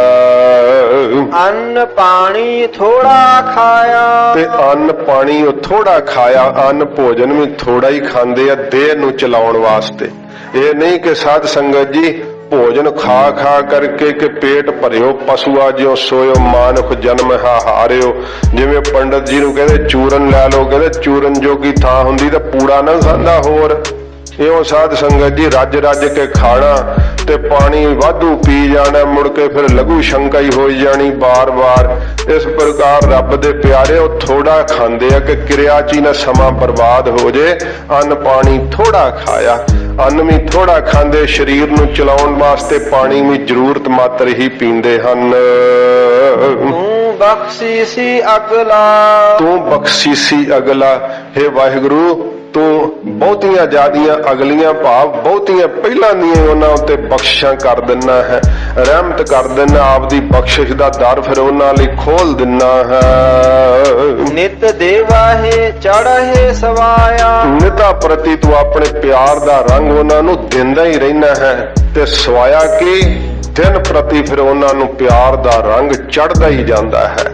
ਆਪਾਂ ਕਈ ਵਾਰੀ ਸਵਾਇਆ ਕਹਿੰਦੇ ਵੀ ਥੋੜੇ ਨੂੰ ਸਵਾਇਆ ਕਹਿੰਦੇ, ਬਹੁਤੇ ਨੂੰ ਨਿਹੰਗ ਸਿੰਘਾਂ ਨੂੰ ਸਵਾਇਆ ਕਹਿ ਦੋ ਤੇ ਖੁੱਲਾ ਹੀ ਗੱਫਾ ਧਰ ਦਿੰਦੇ ਆ, ਫਿਰ ਉਹਨਾਂ ਨੂੰ ਪਤਾ ਸਵਾਇਆ ਜ਼ਿਆਦੇ ਨੂੰ ਕਹਿੰਦੇ ਆ। ਨਿਤ ਦੇਵਹਿ ਚੜ੍ਹੈ ਸਵਾਇਆ, ਨਿਤਾ ਪ੍ਰਤੀ ਮੇਰਾ ਵਾਹਿਗੁਰੂ ਉਹਨਾਂ ਨੂੰ ਆਪਣੀਆਂ ਬਖਸ਼ਿਸ਼ ਦੀਆਂ ਦਾਤਾਂ ਨਾਲ ਨਿਵਾਜਦਾ ਹੈ, ਤੇ ਉਹਨਾਂ ਦਾ ਪ੍ਰਤਾਪ ਫਿਰ ਸੰਸਾਰ ਦੇ ਅੰਦਰ ਦਿਨ ਦੂਣਾ ਤੇ ਰਾਤ ਚੌਗਣਾ ਵੱਧਦਾ। ਫਿਰ ਸਾਧ ਸੰਗਤ ਜੀ ਐਡਾ ਪ੍ਰਤਾਪ ਹੋ ਜਾਂਦਾ ਹੈ ਕਿ ਵਾਹਿਗੁਰੂ ਵਰਗਾ ਹੀ ਉਹਨਾਂ ਦਾ ਜਸ ਹੋ ਜਾਂਦਾ ਹੈ। ਇਉਂ ਸੱਚੇ ਪਾਤਸ਼ਾਹ ਜੀ ਮਹਾਰਾਜ ਕਹਿੰਦੇ ਹਨ, ਨਿਤ ਦੇਵਾਹੇ ਚੜ੍ਹੇ ਸਵਾਇਆ, ਨਿਤਾ ਪ੍ਰਤੀ ਉਹਨਾਂ ਨੂੰ ਨਾਮ ਦਾ ਖਜ਼ਾਨਾ ਮੇਰੇ ਸਤਿਗੁਰੂ ਜੀ ਦਿੰਦੇ ਐ, ਜਿਸ ਨਾਮ ਦੀ ਬਰਕਤ ਕਰਕੇ ਫਿਰ ਸਾਧ ਸੰਗਤ ਜੀ ਉਹਨਾਂ ਦਾ ਸਵਾਇਆ ਬਹੁਤਾ ਜ਼ਿਆਦਾ ਪ੍ਰਤਾਪ ਜਿਹੜਾ ਚੜਾਇਆ ਕਿ ਵੱਧਦਾ ਹੈ, ਇੰਨਾ ਚੜ ਜਾਂਦਾ ਹੈ ਕਿ ਉਹਨਾਂ ਦੀ ਉੱਚੀ ਸੋਭਾ ਉੱਥੇ ਤੱਕ ਮਹਾਰਾਜ ਕਹਿੰਦੇ ਕੋਈ ਪਹੁੰਚ ਹੀ ਨਹੀਂ ਸਕਦਾ ਹੈ, ਕੋਈ ਉਹਨਾਂ ਨੂੰ ਡੁਲਾ ਨਹੀਂ ਸਕਦਾ ਹੈ। ਨਾ ਮਾਇਆ ਦੀ ਪਹੁੰਚ, ਨਾ ਹਉਮੈ ਦੀ ਪਹੁੰਚ, ਕਿਸੇ ਪ੍ਰਕਾਰ ਉੱਥੇ ਕਿਸੇ ਦੀ ਪਹੁੰਚ ਹੀ ਨਹੀਂ ਹੁੰਦੀ ਹੈ, ਜਿੱਥੇ ਸਤਿਗੁਰੂ ਕਿਰਪਾ ਕਰਕੇ ਉਹਨਾਂ ਨੂੰ ਪਹੁੰਚਾ ਦਿੰਦੇ ਹੈ। ਇਹ ਮਹਾਰਾਜ ਸੱਚੇ ਪਾਤਸ਼ਾਹ ਜੀ ਨੇ ਹਉਮੈ ਦੀ ਨਿਵਰਤੀ ਮਹਾਰਾਜ ਦੱਸੀ ਹੈ। ਵਡਿਆਈ ਵੱਡਾ ਪਾਇਆ, ਵਡਿਆਈ ਵੱਡਾ ਪਾਇਆ, ਵਡਿਆਈ ਕੀਤੀ ਉਹਨਾਂ ਨੇ ਸੱਚੇ ਪਾਤਸ਼ਾਹ ਜੀ ਦੇ ਨਾਮ ਦੀ, ਜਿਸ ਕਰਕੇ ਮਹਾਰਾਜ ਕਹਿੰਦੇ ਵੱਡੇ ਪਰਮੇਸ਼ਰ ਨੂੰ ਉਹਨਾਂ ਨੇ ਪਾਇਆ। ਵੱਡੀ ਦਾਤ ਪਾਈ ਸਤਿਗੁਰੂ ਦੇ ਕੋਲੋਂ ਨਾਮ ਦੀ, ਵੱਡੀ ਦਾਤ ਪਾਈ ਉਹਨਾਂ ਨੇ ਹਉਮੈ ਦੀ ਨਿਵਰਤੀ ਦੀ, ਰੋਗ ਦਾ ਉਹਨਾਂ ਨੂੰ ਇਲਾਜ ਲੱਭ ਗਿਆ। ਇਹ ਸਾਧ ਸੰਗਤ ਜੀ ਉਹਨਾਂ ਨੇ ਜੀਵਨ ਕਮਾਇਆ ਆਪਣਾ, ਕਿਉਂਕਿ ਇਹ ਭਗਤਾਂ ਦਾ ਪ੍ਰੇਮੀਆਂ ਦਾ ਜੀਵਨ ਬਣ ਜਾਂਦਾ ਹੈ। ਉਹ ਸਾਧ ਸੰਗਤ ਜੀ ਮੰਦੇ ਕਰਮ ਕਦੇ ਨਹੀਂ ਕਰਦੇ ਤੇ ਸੇਵਾ ਕਰਦੇ ਹੋਏ ਸੰਤੋਖੀ ਚਿੱਤ ਉਹਨਾਂ ਦਾ ਰਹਿੰਦਾ ਹੈ। ਸ਼ਕਤੀਆਂ ਆ ਜਾਂਦੀਆਂ ਤਾਂ ਵੀ ਸ਼ਕਤੀ ਨੂੰ ਕਦੇ ਆਪਣੀ ਸੋਭਾ ਵਾਸਤੇ ਨਹੀਂ ਦਿਖਾਉਂਦੇ, ਨਹੀਂ ਵਰਤਾਉਂਦੇ, ਇਉਂ ਆਪਣੇ ਅੰਦਰ ਗੁਪਤ ਕਰ ਲੈਂਦੇ ਆ ਸਾਰਾ ਕੁਝ। ਸਾਧ ਸੰਗਤ ਜੀ ਆਜ਼ਾਦ ਸ਼ਕਤੀ ਨੂੰ ਬਰਦਾਸ਼ਤ ਕਰ ਲੈਂਦੇ, ਆਪਣੇ ਅੰਦਰ ਜਰ ਲੈਂਦੇ ਆ। ਇੱਕ ਵਾਰ ਸ਼੍ਰੀਮਾਨ ਸੰਤ ਗਿਆਨੀ ਗੁਰਬਚਨ ਸਿੰਘ ਜੀ ਖਾਲਸਾ ਪਿੰਡਰਾਂ ਵਾਲੇ ਮਹਾਂਪੁਰਖਾਂ ਨੂੰ ਕੋਲ ਖਲੋਤੇ ਵਿਦਿਆਰਥੀ ਨੇ, ਪ੍ਰੇਮੀ ਨੇ ਕਿਹਾ, ਮਹਾਰਾਜ ਕੋਈ ਸਾਧ ਸੰਗਤ ਜੀ ਲਾਗੋਂ ਕਾਰਾਂ ਦੇ ਉੱਤੇ ਲੰਘੇ ਕਾਫਲਾ ਤੇ ਬਹੁਤ ਜ਼ਿਆਦਾ ਕਹਿਣ ਲੱਗੇ, ਮਹਾਰਾਜ ਵੇਖੋ ਇਹਨਾਂ ਕੋਲ ਕੋਈ ਵਿਦਿਆ ਨਹੀਂ, ਕੋਈ ਕਿਸੇ ਪ੍ਰਕਾਰ ਕੋਈ ਗੁਣ ਨਹੀਂ, ਤੇ ਕਿਵੇਂ ਕਾਰਾਂ ਤੇ ਝੂਟਦੇ ਫਿਰਦੇ ਆ, ਕਿੰਨਾ ਪ੍ਰਤਾਪ ਦਿਖਾਉਂਦੇ ਆ। ਤੁਸੀਂ ਵੀ ਮਹਾਰਾਜ ਕੋਈ ਪ੍ਰਤਾਪ ਦਿਖਾਓ ਆ ਦੁਨਿਆਵੀ ਪਦਾਰਥਾਂ ਦਾ। ਮਹਾਂਪੁਰਖ ਹੱਸ ਪਏ, ਕਹਿੰਦੇ ਬਈ ਬਾਜਾਂ ਵਾਲੇ ਸਤਿਗੁਰੂ ਨੇ ਸਾਰੀ ਕਾਇਨਾਤ ਹੀ ਮੁੱਠੀ 'ਚ ਕਰ ਦਿੱਤੀ ਹੈ, ਕਾਰਾਂ ਤੋਂ ਅਸੀਂ ਕੀ ਕਰਾਉਣਾ ਹੈ। ਇੰਨੀ ਸ਼ਕਤੀ ਦਿੱਤੀ, ਫਿਰ ਵੀ ਸਾਧ ਸੰਗਤ ਜੀ ਸਾਦਗੀ 'ਚ ਰਹਿੰਦੇ ਸੀ, ਬਹੁਤ ਸਾਦਾ ਜੀਵਨ ਸੀ। ਨਿਮਾਣੇ ਗੁਰਸਿੱਖਾਂ ਵਾਂਗੂ ਉਹਨਾਂ ਨੇ ਸਾਰੀ ਜ਼ਿੰਦਗੀ ਵਿਚਰ ਕੇ ਧੁਰ ਕੀ ਬਾਣੀ ਦਾ ਪ੍ਰਚਾਰ ਕੀਤਾ, ਗੁਰੂ ਕੀ ਬਾਣੀ ਦੀ ਨਿਰੋਲ ਕਥਾ ਕੀਤੀ। ਇਹੋ ਜਿਹੇ ਪੌੜੀ ਦੇ ਸਾਰੇ ਗੁਣ ਸਤਿਗੁਰੂ ਜੀ ਦੇ ਇਹੋ ਜਿਹੇ ਗੁਰਸਿੱਖਾਂ ਦੇ ਉੱਤੇ, ਮਹਾਂਪੁਰਖਾਂ ਦੇ ਉੱਤੇ ਟੁਕਦੇ ਆ, ਜਿਨ੍ਹਾਂ ਨੇ ਆਪ ਦਾ ਸਾਰਾ ਜੀਵਨ ਹੀ ਪੰਥ ਦੇ ਲੇਖੇ ਲਾਇਆ। ਸੱਚੇ ਪਾਤਸ਼ਾਹ ਜੀ ਕਹਿੰਦੇ ਵਡਿਆਈ ਵੱਡਾ ਪਾਇਆ, ਵੱਡੇ ਦੇ ਪਾਉਣੇ ਕਰਕੇ ਮੇਰਾ ਵਾਹਿਗੁਰੂ ਉਹਨਾਂ ਦੀ ਵੀ ਵਡਿਆਈ ਸੰਸਾਰ ਦੇ ਅੰਦਰ ਓਡੀ ਵੱਡੀ ਕਰ ਦਿੰਦਾ ਹੈ। ਮਹਾਰਾਜ ਜੀ ਕਿਰਪਾ ਕਰਨ, ਸਤਿਗੁਰੂ ਦਾ ਪਵਿੱਤਰ ਉਪਦੇਸ਼ ਹਿਰਦੇ 'ਚ ਵਸੇ, ਹੋਈਆਂ ਭੁੱਲਾਂ ਬਖਸ਼ ਲੈਣੀਆਂ ਜੀ। ਤੂੰ ਬਖਸ਼ੀਸੀ ਅਗਲਾ, ਨਿਤ ਦੇਵਹਿ ਚੜ੍ਹੇ ਸਵਾਇਆ, ਵਡਿਆਈ ਵੱਡਾ ਪਾਇਆ। ਵਾਹਿਗੁਰੂ ਜੀ ਕਾ ਖਾਲਸਾ, ਵਾਹਿਗੁਰੂ ਜੀ ਕੀ